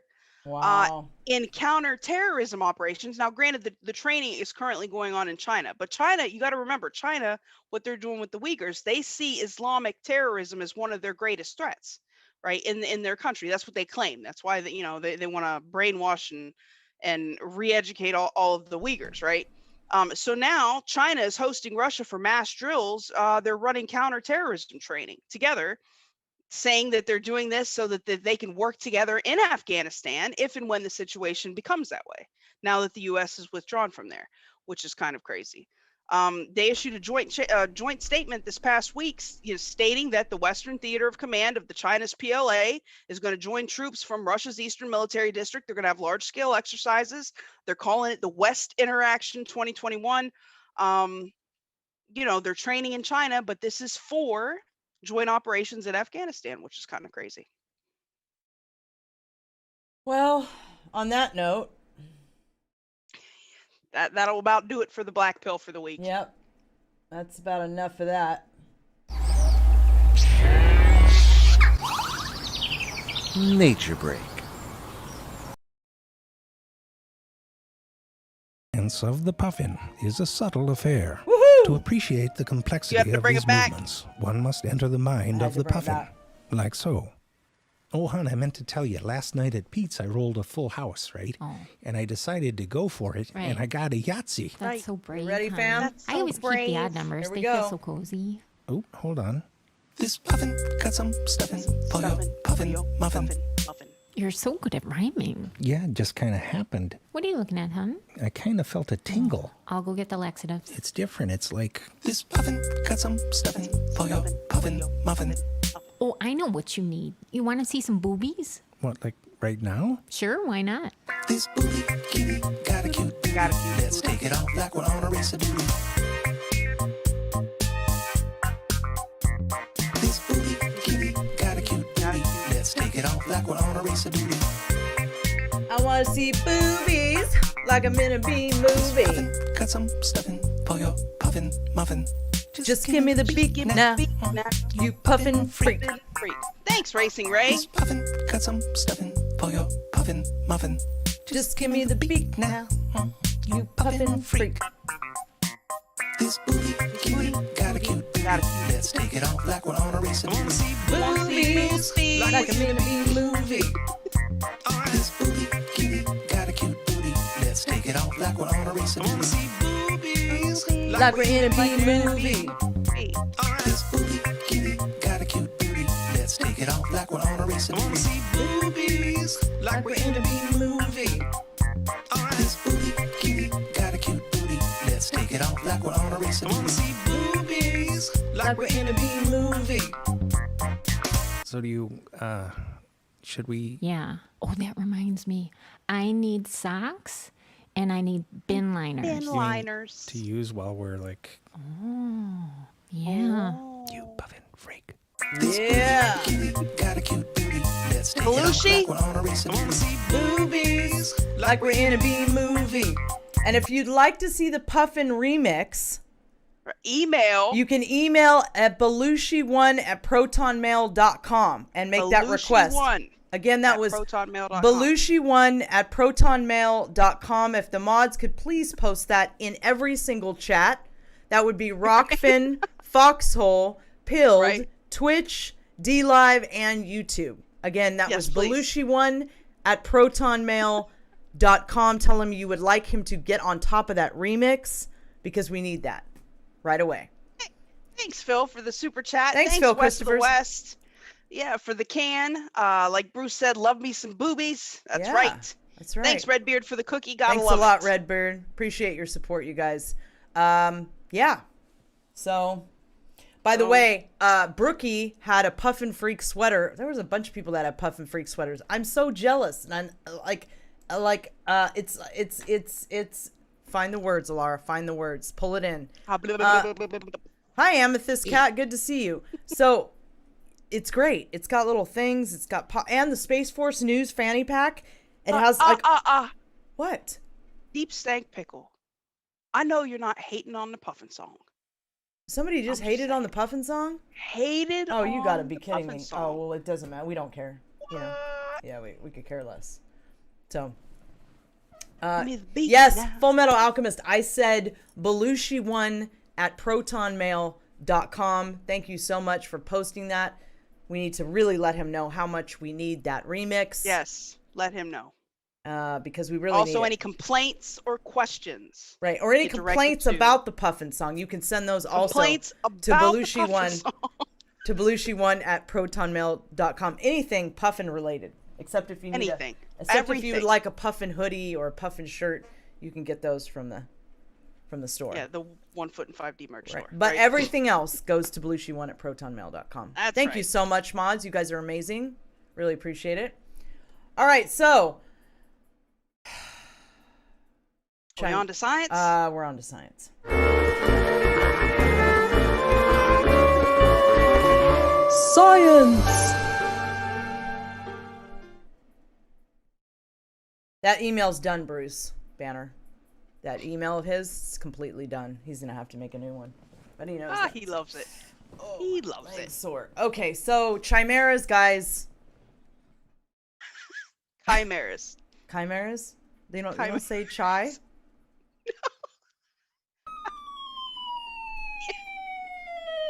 Right. Chimeras. Right. Oh, what up, Rise? Thanks for the can. Puffin', passing. What up, Rain? Thank you so much for the shades. We need a beak button to gift. Beak Hey, buttons. that's That'd what be I awesome. need. I need a beak sound, or I don't know. I need some more sound effects. I feel like I need a lot more sound Dude, effects. you just got a whole bunch of sight. Yeah, like now you're just going off the handle. Thanks, Nat Hendy, for the shades. First time I've seen it. I love I this. see. We had to let people know the Puffin song. Need to catch you girls more often. Great. Yeah, so listen for today. Much those who love. are new to Space Force News, we'll just fill you in. For those that There are are some, unfamiliar right? with the Puffin song, this is a lot of our merch has puffins on it. It's like a thing on Space Force that would News. be why. Everybody here is a Puffin freak. We call them Puffin freaks. We all love that song. So on occasion we play it during Nature Break because everybody loves it, and it's even on the Right. merch. It's a thing on Space Force News. The Puffin song is definitely a thing on this show. Thanks for the phone. T. Roy Cooks. Love Alara and Foil on Sundays. Thanks, gals. Cheers. Woohoo. Thank you, T. Roy. Thank you, Nat Handy. Shades, first time I have seen it. Hee. Need to catch you girls more often. Great listen today. Much love. Thank you so much, friend. Awesome. All right, so yeah, chimeras. Excuse me. Excuse me. So do you guys watch Sweet Tooth? Have you guys been watching this? Cassandra, I hope show? you didn't miss your picture. I put up your Polaroid picture.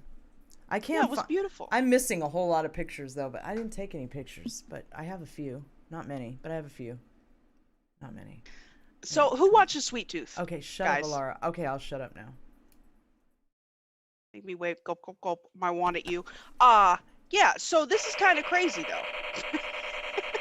Every time you put that stupid wand in my face, It's not I'm gonna stupid, shoot your wand down.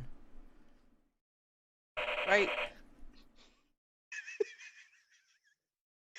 It gives me good vibes. I can, get the EM fields in alignment or whatever happens with this stuff.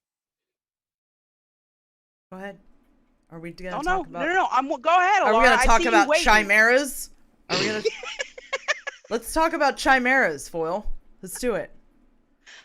You just waiting to push that damn button. I can see it. Yes, chai. All right. CHAI. They're chimeras, not. What did I say? Chimera. Oh, they're chimeras.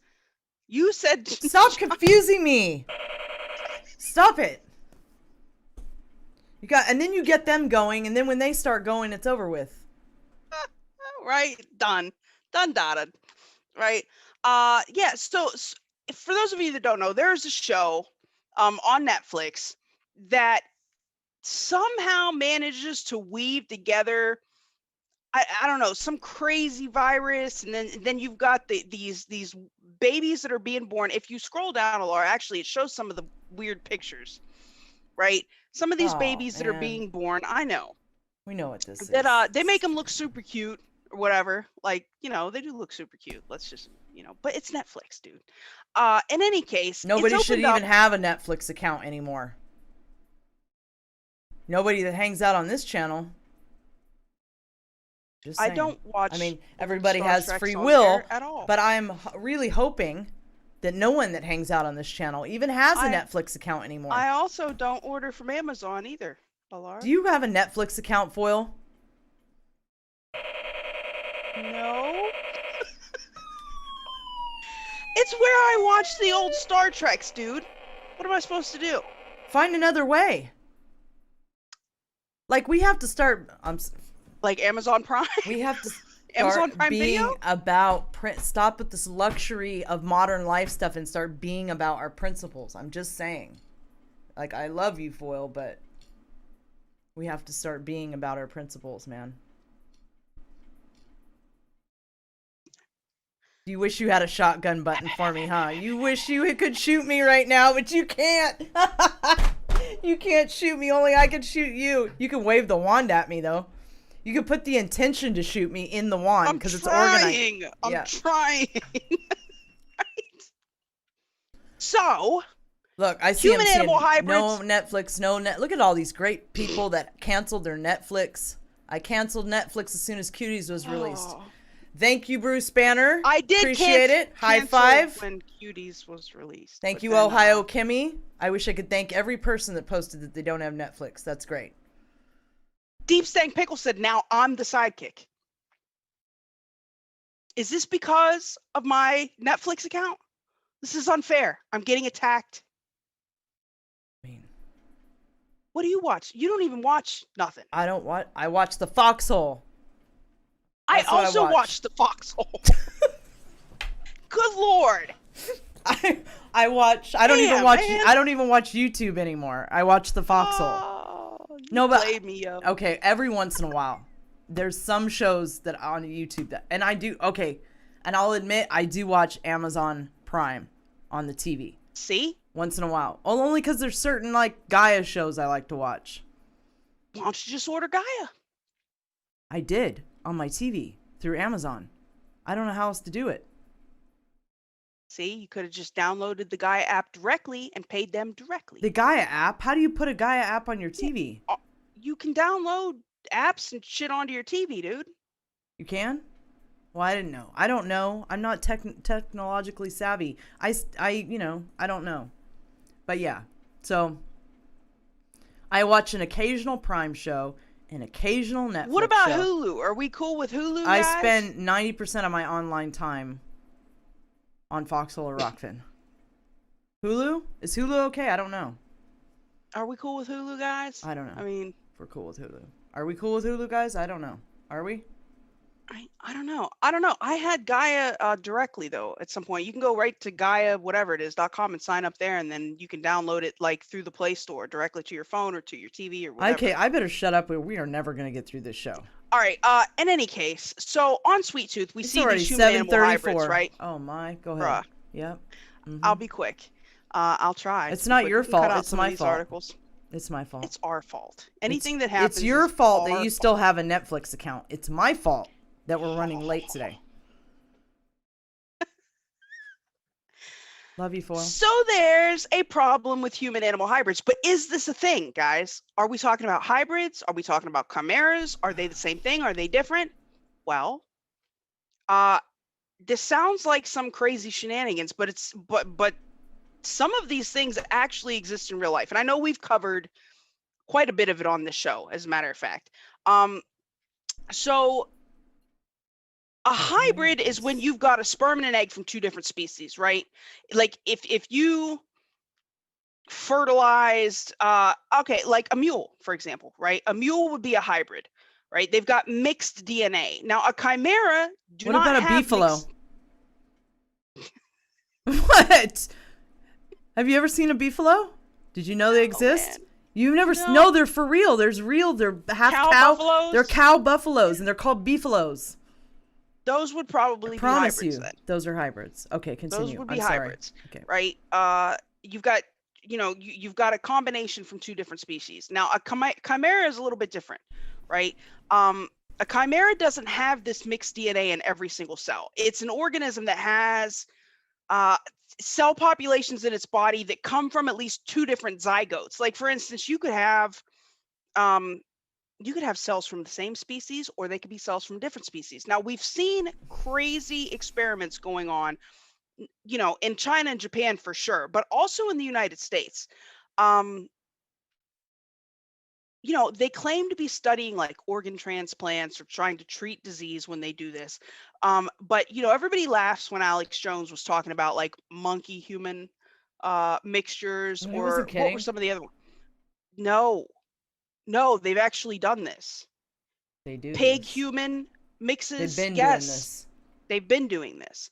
Right now, allegedly in the United States, when they do this, the embryos are not supposed to be allowed to survive to term.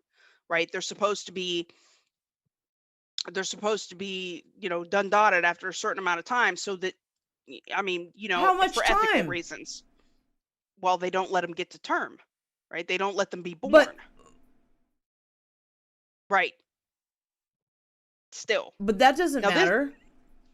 Listen, now Where are they allowed they're to do this? They do it. They bring shit to term all the time in China and Japan, right? They don't have the same ethical governance that we do here as far as that's concerned, but they're trying to revoke that in the United States now. Okay, which is kind of crazy. And it's opened up this debate as to, what is the line as to what is human? Right? If something is born, say it was brought to term in the womb of a pig, right? And it's got some pig some pig cell components. Does that make it a human? Does it make it a pig? Is it some kind of mixture? What kind of rights would these things have? I mean, obviously there are a lot of complaints as far as like animal welfare is concerned, but the big thing is creating this like ambiguous species, or like blurring the line between even different animal species. Like, what if it has some sort of like lightweight human cognitive ability? Then what do we do?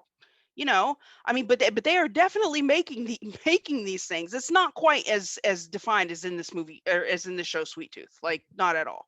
Well, I know what but Sweet they're Tooth getting is. there. It's getting us to be accepting of it. Getting Everything is headed that direction. Just getting us to accept any freaky, frickin' whatever that gets thrown at us. Accept it.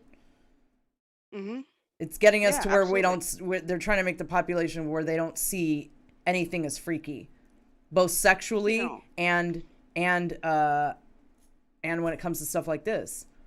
You know what I mean? Yeah, I mean, like, that's obvious. In general, like everything is they're just desensitizing us to literally everything. Didn't we learn this lesson from Atlantis? Why are we even doing this in the first place? Who thought this would be a good idea? I don't know, but like literally the NIH is currently sick. Considering like lifting the moratorium on the ban. Like, these people are sick. Just imagine how these babies come out. Chimeric embryo research. It's crazy. I mean, it's crazy. I don't know, but like man bear pig might have been a joke, but they really have made human pig mixes. They've made human monkey pixes. They've made monkey pixes. Monkey pixes. You finally did it. I did it. Yeah. All right. Human monkey mixes. All right, let's get off the. Yeah, it's crazy. What is it again? The chimera.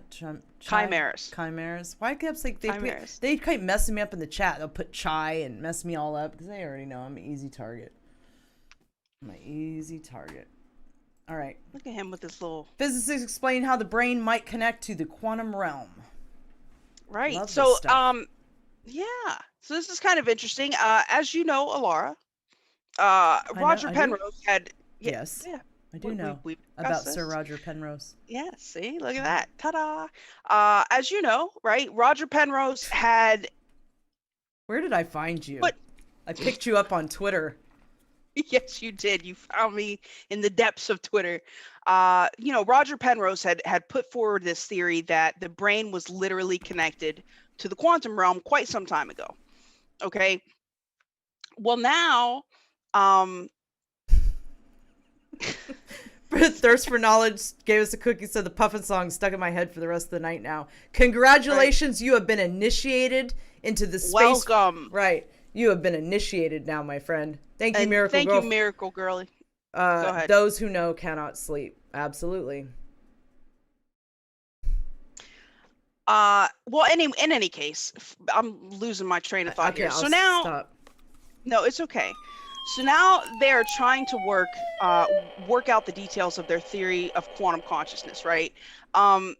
They claim that the brain's neuronal system formed a network, and that this this intricate network inside the brain should theoretically obey the rules of quantum mechanics. Now, the problem with this is that the rules of quantum mechanics usually only apply at extremely low temperatures.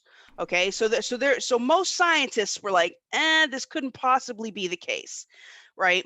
They just dismissed it out of hand. Well, now it's kind of making a resurgence. I think we've covered it numerous times on this show. So now there's the guy that wrote this article has, teamed up with some other scientists to test some of the theories that are underpinning this idea of quantum consciousness. They investigated how quantum particles would actually work in a structure like the brain. Okay, but obviously in a lab setting. What they're saying is that our brains are composed, you guys know our brains are composed of neurons, but that the combined activity of the neurons is believed to generate consciousness. Now, each neuron contains these like microtubules that transport substances to different parts of the cell. Generate consciousness?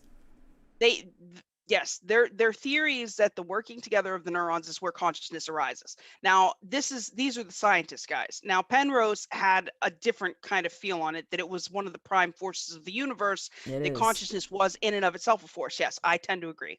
Yes. Right? But these guys are trying to look at it like, okay, well, even if it is, like, let's assume it is a prime force in the universe. How does that, how can we see that in the functioning of the brain? And you'll like this part.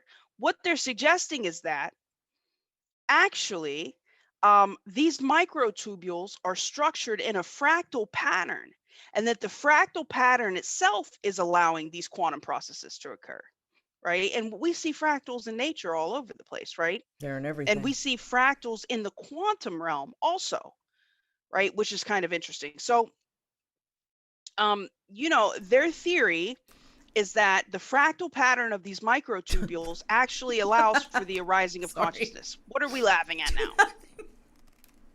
Oh my God. I'm sorry. My hair, never mind. Anyway.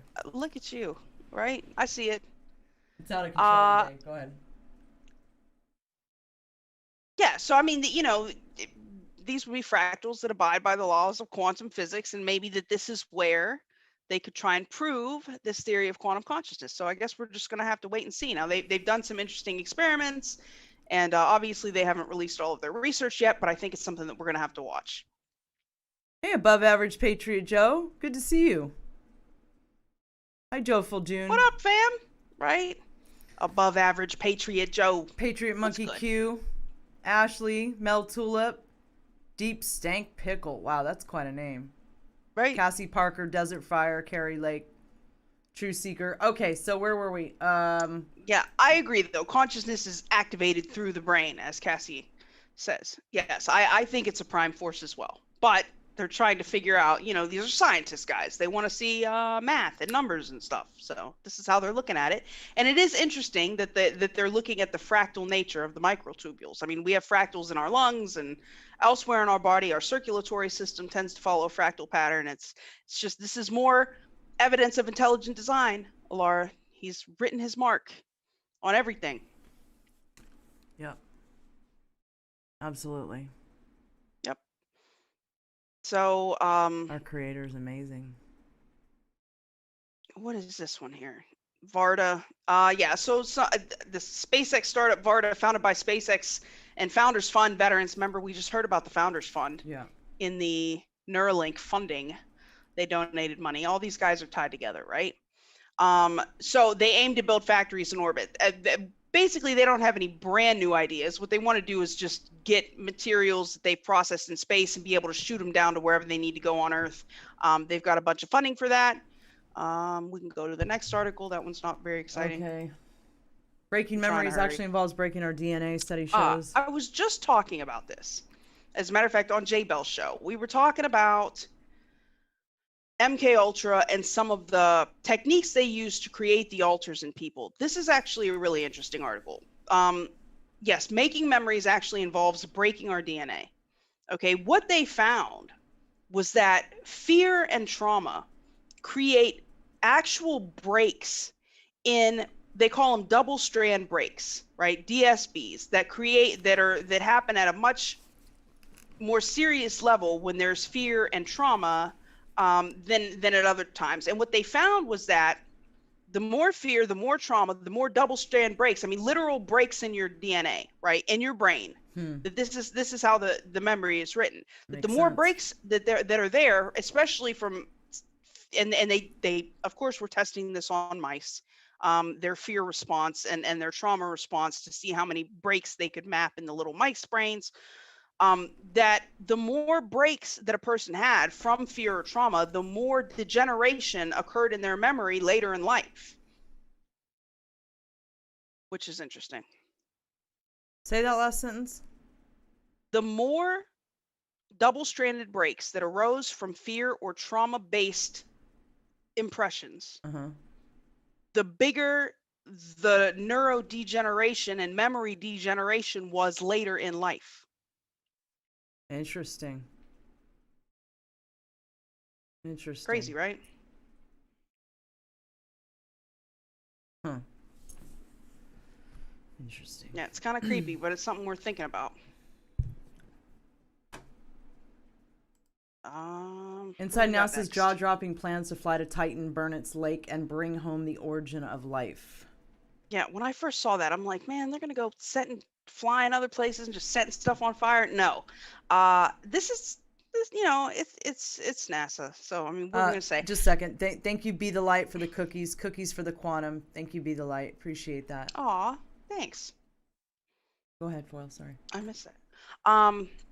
Yeah, so what they want to do very soon, you know, they're planning in like 2034. Well, they're going to launch in 2025 and they'll get to Titan in 2034. They're going to use NASA's Dragonfly drone that they're going to launch to Titan. But the interesting thing is, because the composition of Titan consists primarily, their atmosphere, of ethane and methane, what they can do is when they get there, instead of having to carry fuel to get it home, this way they can actually scoop up samples. They can use the composition of the atmosphere to create a propellant with the drone to fuel its way back home. So they're actually going to go to Titan, scoop up samples, and then use the elements that are already there to be able to create a fuel for this thing to launch itself and make it all the way back home.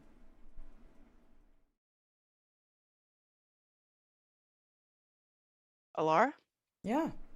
I didn't know if you were frozen or what was, if you were just glitching, no, I'm here. or what was going on over there. No, that's pretty cool. Right. I'm here. You said we gotta hurry. I'm trying to just keep this as short and simple. No, I know. Do you as want to can move be. on to tech? Yeah, you can. Okay. Technology.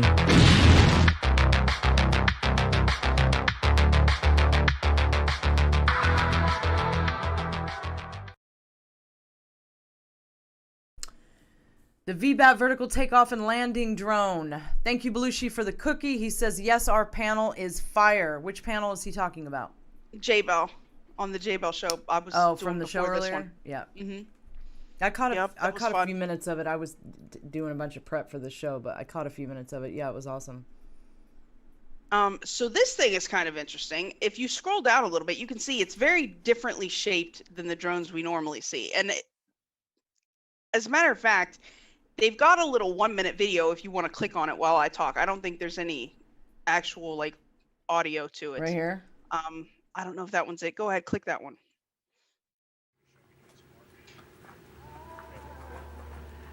Yeah, that's it. So this thing is going to it's going to be loaded with AI. It's going to have that swarm capability, right? Which, you know, can have human operation. It doesn't necessarily need human operation, but you see it can go straight up, it can hover. They're already using this thing you know, mainly for intelligence gathering.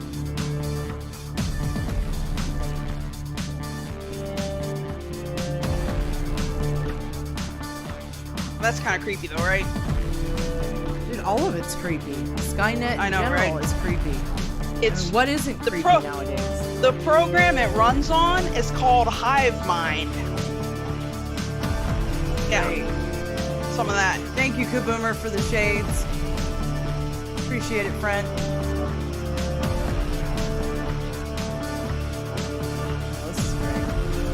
Yeah, Yeah, right?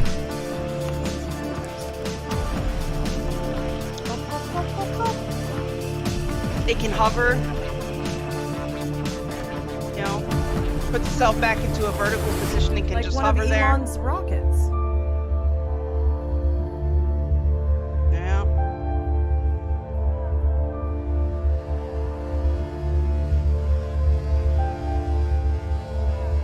I mean, the design is very clever. It's kind of for cool. sure. I mean, Yeah.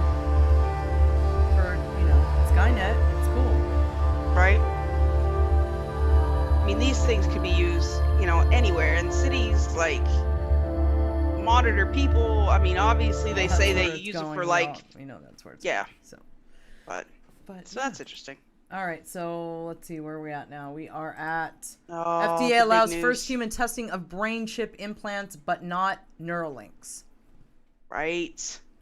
This is kind of crazy. So, this past week, the FDA gave the okay for a company called Synchron to begin its brain chip testing.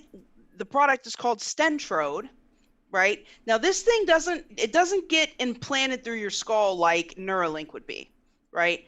This is actually neuroprosthesis that would be put in through the blood vessels in like angiography suites. I mean, you could go to anywhere where they do, just general, I don't know, angiograms or just any kind of stent implementation process. Anywhere that they do that, you could go in and in a couple of hours, it's like 2 hours long. It's minimally invasive. Like I said, akin to like a heart stent procedure with no robotic assistance, right? So this is much different than Neuralink. They can get this in and it will go into and connect with your brain through your blood vessels. Now, they've been testing this on humans in Australia.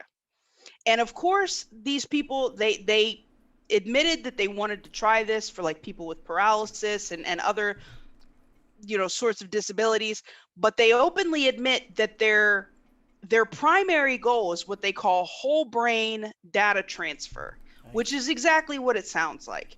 They want to be able to upload and download consciousness, right? And like I said, the FDA just gave them the okay to start testing this stuff. I mean, we know they're already doing this stuff, but that's wild that the FDA just literally gave them permission to do it out in the open. Mm-hmm. They're already doing it, but now they can legally do it in the open. Yes, well, like yes. Consciousness is God. You know what I mean? Like consciousness is God, so we're going to toy with God now. It's okay to do that. Well, they want to, I mean, I don't know. That's crazy, man. Like clearly, who's deciding these things?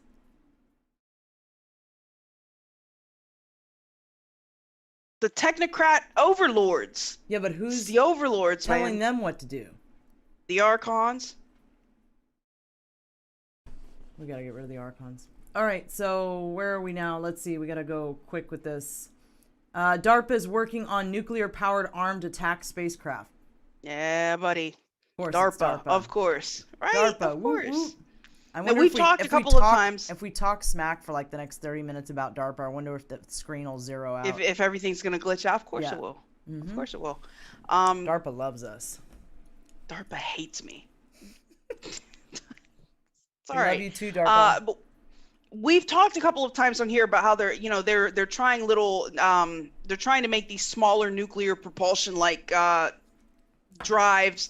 We already know they work on submarines and aircraft carriers, but now DARPA is working on this, what they're calling nuclear thermal propulsion system that they can put into either a rocket or a space vehicle, right, to operate in cislunar space, which would allow them to go out past the moon, right? And it's funny because remember we were just talking about this in your section, about them wanting to send people up there and how they're talking about how Guardians may have a role in space now, and at the same time we're seeing the release of this article where they're talking about the nuclear powered armed attack spacecraft. That way we could actually have space chips. Oh, right? So the space chips will have, not the space chips, but the space marines will have nuclear powered attack spacecraft. So we're weaponizing space. So what we're doing, it's already weaponized. Right. So what we're doing actually is we're bringing it out in the open that we're weaponizing space. The one thing that we've been warned not to do, besides crossbreeding animals and humans. Yeah. Well, they think they can We're get gonna this do done both. rather quickly as well. Huh? They think that they can get this done rather quickly, like in the next few years. As if they aren't already up there. But that's what they're saying. Okay, so moving right along into disclosure.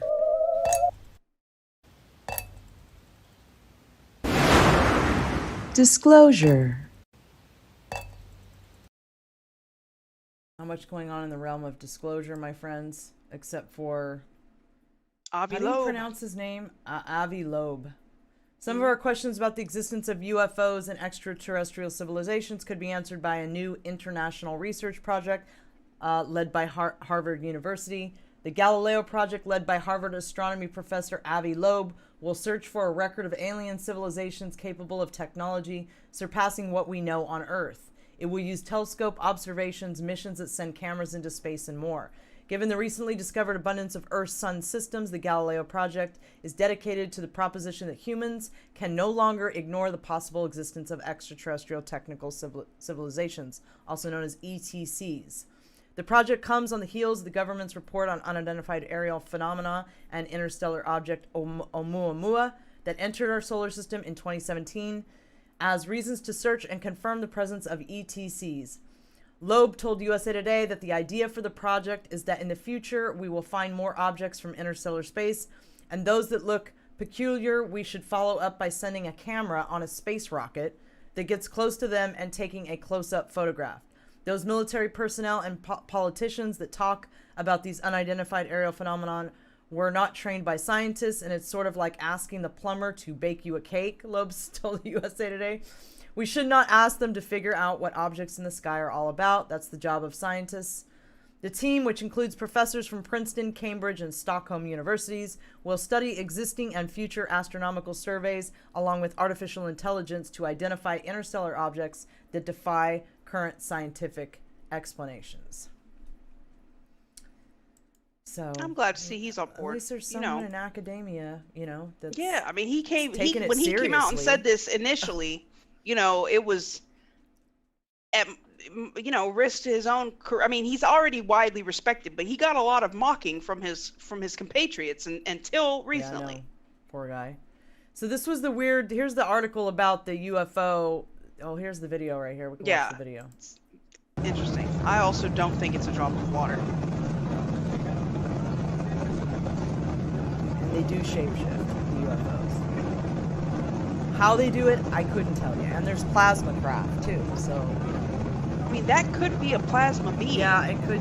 That could be a plasma beam or ship. Sometimes they're both. They're a ship and a beam, all in one.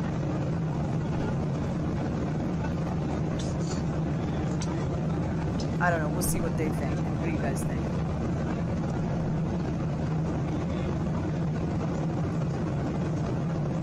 Let's see. One, if you think it's a plasma ship, plasma being, or some other type of morphing craft. Two, if you think it could be a water droplet or something, a very simple explanation. A simple, natural explanation.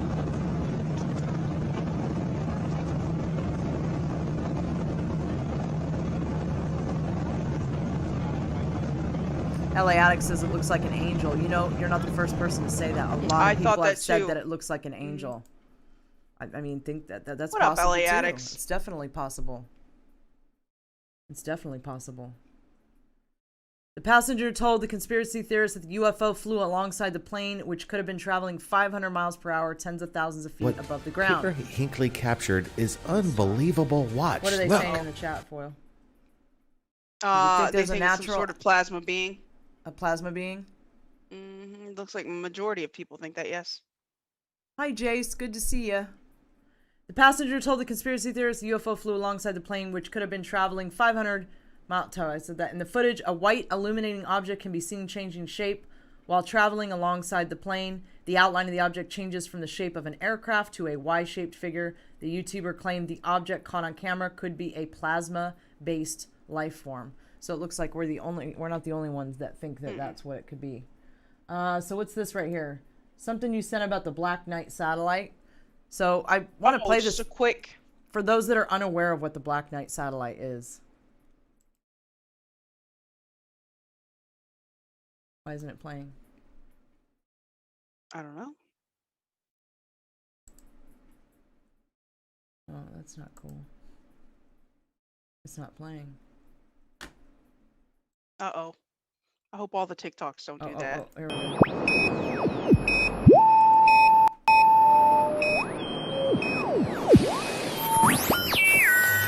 The only thing I don't like about TikTok is it doesn't go full size. The facts with history are simple. In 1899, we didn't have any satellites. In 1928, we didn't have any satellites. And in 1954, researcher Donald Kehoe talked about the United States Air Force reporting not one, but 2 satellites in a retrograde orbit around the planet. There were reports of a polar orbit with these satellites. Now, this is where it gets really interesting. A polar orbit is north to south over the 2 poles. That is the orbit of the satellite. This is technology that didn't happen until 1960. I'll get to that in just a second. But what is interesting about the technology of a polar orbit is you have to imagine that the Earth is orbiting in this direction. It is turning, right, along the equator. A polar orbit, as the satellite moves around the Earth is naturally moving. So every orbit is over another piece of land. This is technology that everybody wanted to get to. We didn't have it. The Soviets didn't have it. Nobody had it. What is a satellite doing up there when we didn't have satellites in a polar orbit? The biggest questions here are completely unanswered.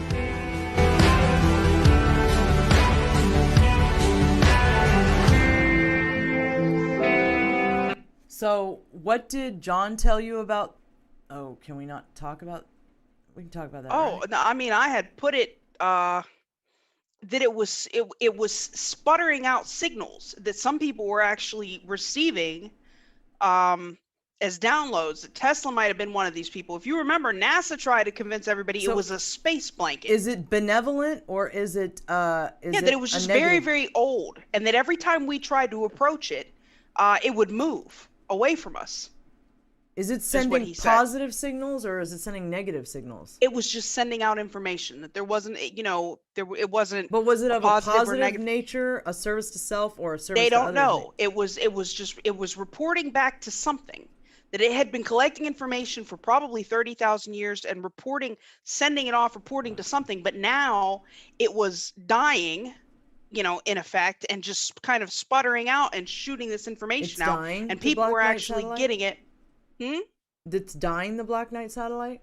Yeah, that it was going into systems failure. Can't at this the point. aliens who put it there fix it? He doesn't think, well, according to what he said, he doesn't think that it's reaching them anymore. They couldn't figure out where the information was going, but the consensus was wherever it was sending the information to, it wasn't reaching. A lot of people in the chat, they think that's either a plasma being or an angel. A lot of people said angel. It's interesting that so many people are feeling like that's an angelic, right? Yeah, it was beautiful. Who knows what they look like in our dimension or we have to stay open because who knows? I think our concepts of what they look like or how they appear or what they can do are probably very different from what they can actually do. Yeah, I mean, it's written like they can take different forms, and so we probably associate them with the forms that have been written into our books. Okay, so this meteor, so shout out to TikTok. TikTok sent this, that's where I got it from. Posted on Disclosed TV, meteor illuminated the night sky over Turkey. But I'm playing this, you guys, because I think a lot of the stuff that gets reported as meteors, that we see as meteors, isn't actually a meteor. I think some of them are ships that have been shot down and that are re-entering. So, I just want to show you guys this and kind of see what you think, if you think it's just a standard meteor or what.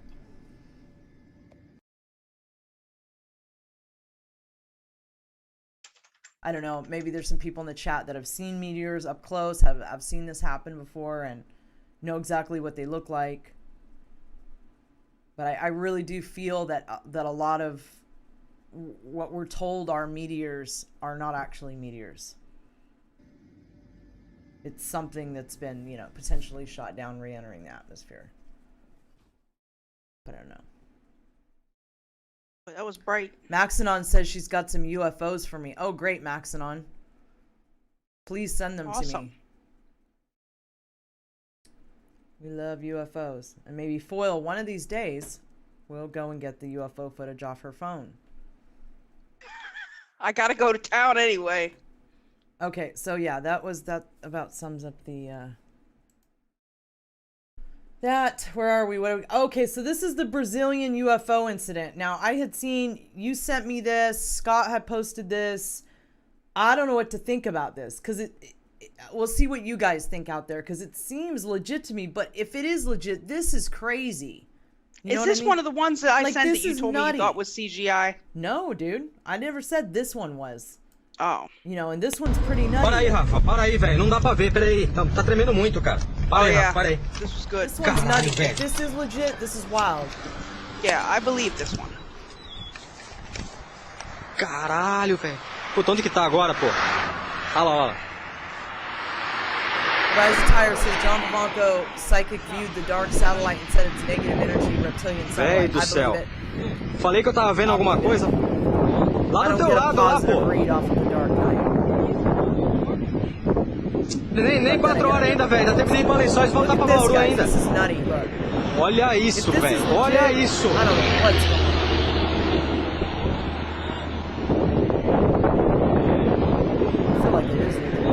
Ó, teu puta, você não tem que ver onde o Zu vai buscar isso aqui, velho. Você não tá vendo nada aí, filho. Você tem que ver aqui na máquina. Ô, Rafa, tá virando, velho. Puta que pariu, velho. That looks like an asteroid right there. But then what essa porra dessa bateria tá acabando, bicho. Wow, look at this. Caralho, velho, tá descendo, pô. And then it turns into two.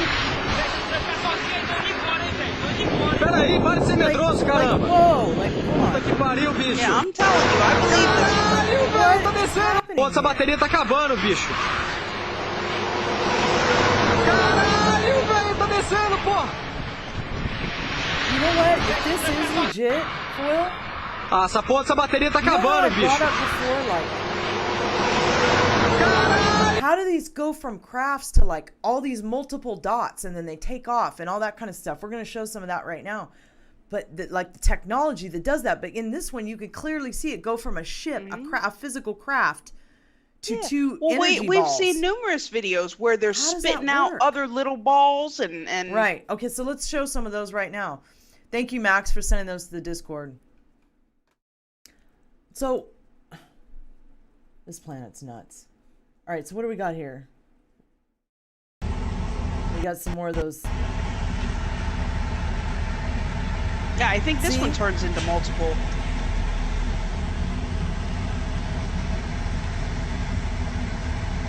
Like, I wonder if we can do that. Like, if it's just the ETs that have that level of tech, or that we have it. Maybe it's something to do with the propulsion system, the way that it looks in this dimension, or whatever.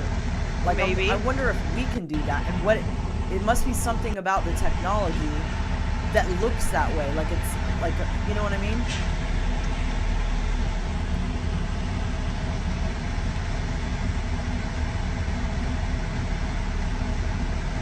Woke One says no, it's not a meteor. Which one? He's talking about the one that the meteor video that I showed. Alright, let's see what we got next. Because we got to get to space weather and then wrap up the show here. We're already 10 minutes over.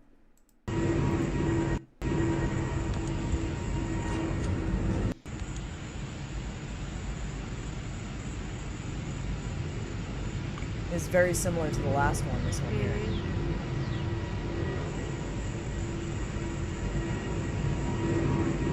Seen that one like zoomed off right at the end? You see that? Alright, what do we got here? Fleet of UFOs? Oh yeah, this one's interesting. Mm-hmm.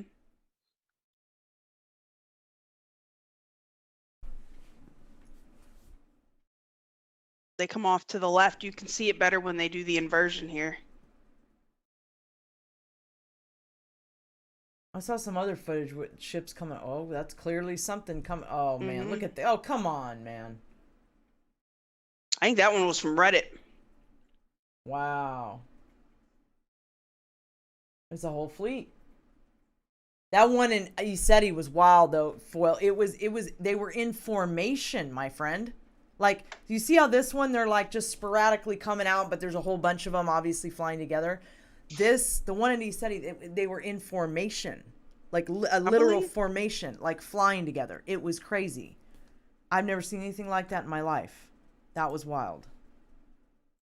Everybody was just tripped out. All right, so speaking of shape-shifting UFOs, let's check this out. They do this a lot, and you know they can disguise as planes too. You can't even trust when you see a plane that it's actually a plane. It's so easy to manipulate what we see in this dimension in our light spectrum. Yeah. It's so easy to manipulate that. It really, like, you can't even trust that you're seeing. That's why you really, like, we have to tune into our intuition. Because you can deceive people so easily now with the level of technology. The public level of technology that we have, you can deceive people. Just imagine the stuff that's in black projects. It's so easy to deceive now, that the level that we're at, that it's becoming more important now than ever to tune into your intuition. And you know what I forgot to do?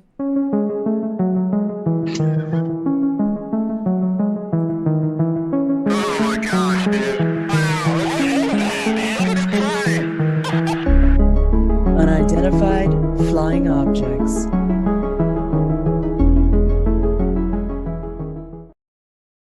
Sorry guys, a little late on the bumper there. All right, let's see what this is. This looks pretty cool. This is good. Now I believe this because they freak out and start swearing. It's static. Yeah, is it hovering? Bro, what the fuck? It looks like a triangle, man.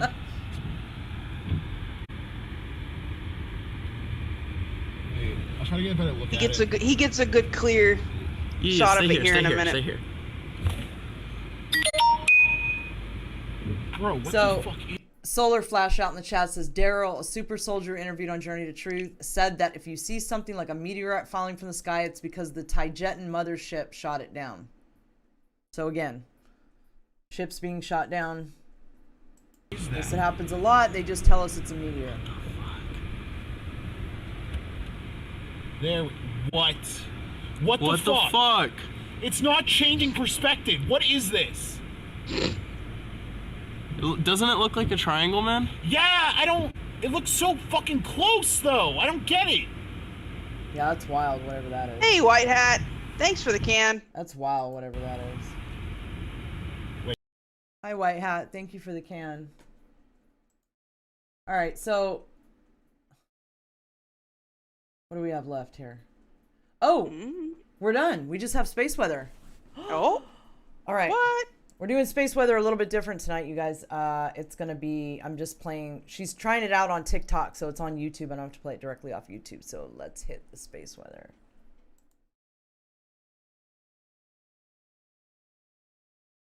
This is your August 1st space weather update with myself, Alexis of Ascension Diaries. I'm here to show you the coronal mass ejection from the 31st into the 1st that occurred, that for sure will be informing the space weather of this week.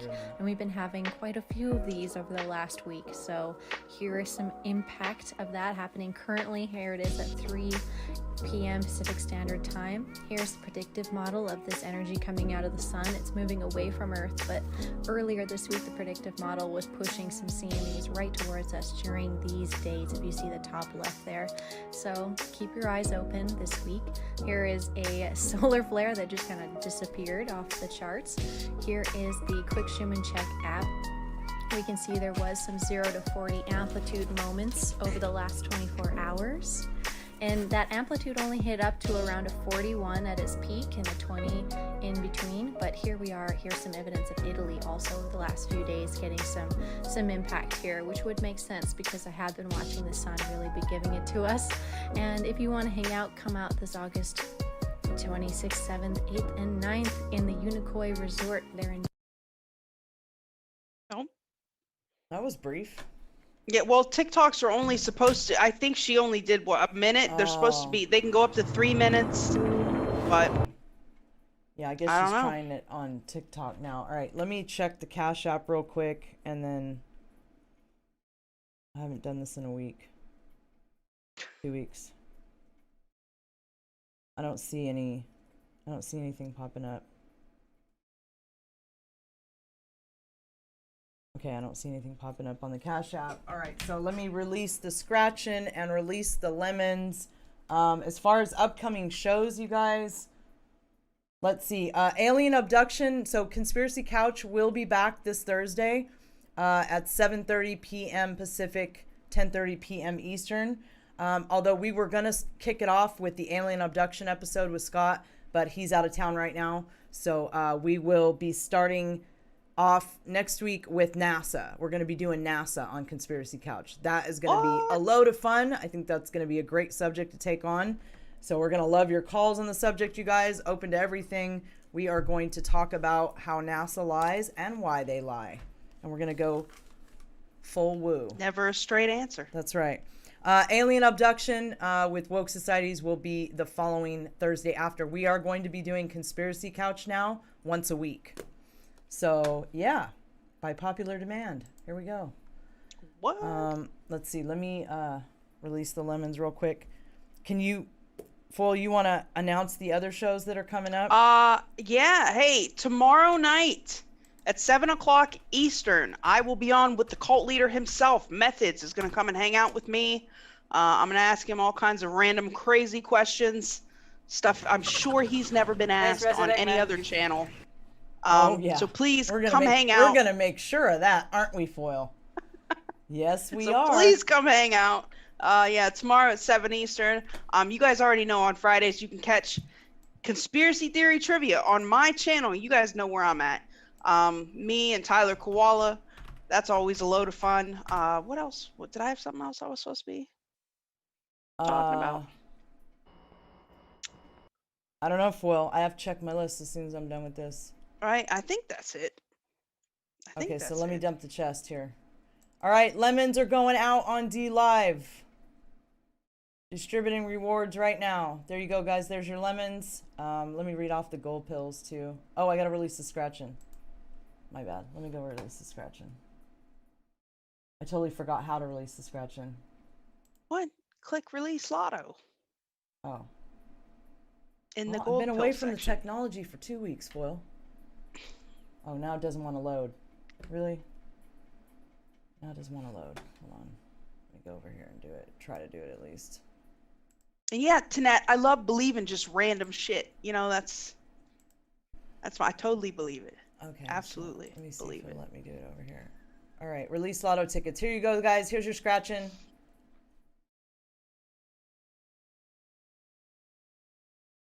That is released over there. I don't know how we're going to read the gold pills off when it reloaded again. I think we got almost all of them. Yeah, I think I announced them all as they came in. So I don't think we got them all. Worry so much about that. I haven't won a gold pill and I can't tell you how long. Okay, so scratching, we got all that. Couch returns now, so there we got that. So I will be back. I'll be on Methods channel on Wednesday, 2 to 4 p.m. Eastern. So definitely come and hang out. Let's see. I think that's about it. As far as everything else, am I forgetting anything? Thank you, mods. You guys were great. Big thank you to mods. I also want to say a big thank you to Jason and Alexis if they're still around. They did an awesome job putting on that Sedona event and putting that all together. And I want to say a big thank you to them. And also a big thank you to James Gilliland and ESETI Ranch. They were wonderful. Just the last 2 weeks of my life have been just amazing. I've met the most incredible people. Saying that again, like I have, and I just want to say a big thank you to all the people that worked so hard to put those two events together. Thank you so much. And all the people that came out just to meet you. Yeah. Hey, Cloak, there you are. It was so nice to meet so many of the puffin freaks and all that, and Cloak Dunsing World, of course. Yeah, we were talking about you earlier, fam. I had to tell him, would you shut the screen off? We're looking at the sky tonight. Stop playing he kept trying to play the videos. He does that in person too, Foil. He plays the videos. When you're trying I to heard your Bigfoot video was legit though. Legit spaceships in the sky, and he's trying to show me videos on his phone. Like, I'm looking at the aliens, man. Anyways, yeah. But yeah, the Bigfoot video, you got to send me that, Cloaked. I don't know if you were here earlier, But you gotta send me that video because the YouTube does not do it justice. You gotta send me that directly somehow. So get in touch with me, alaraofsirius@gmail.com, or you can get me on alaraofsirius at ProtonMail. Either or, get in touch with me because I need to get that video directly from you. And yeah. Well, guys, you know what to do. Make sure to like, share, subscribe. If you haven't followed this channel, if you're watching, if you haven't followed my channel and you're watching, do it. Push the button. It's going to be all right. Make sure you go over and check us out. You know, we are on DLive, Twitch, Pilled, Foxhole, Rockfin, guys. You can donate directly to Space Force News Live via Cash App and Venmo. The links are in the description below, along with our personal link trees, of course. If you want to support us and a veteran-owned business, BeardVet.com, promo code SFN at checkout. You get 10% off for all your coffee and manly needs. And meet us back here next Sunday, 9 p.m. Eastern, for another awesome episode of Space Force News Live. You know what to do. Keep your eyes on the skies and stay loyal. We are your news in this dimension and the next. Love you, Space Patriots. See you next Sunday. Deuces.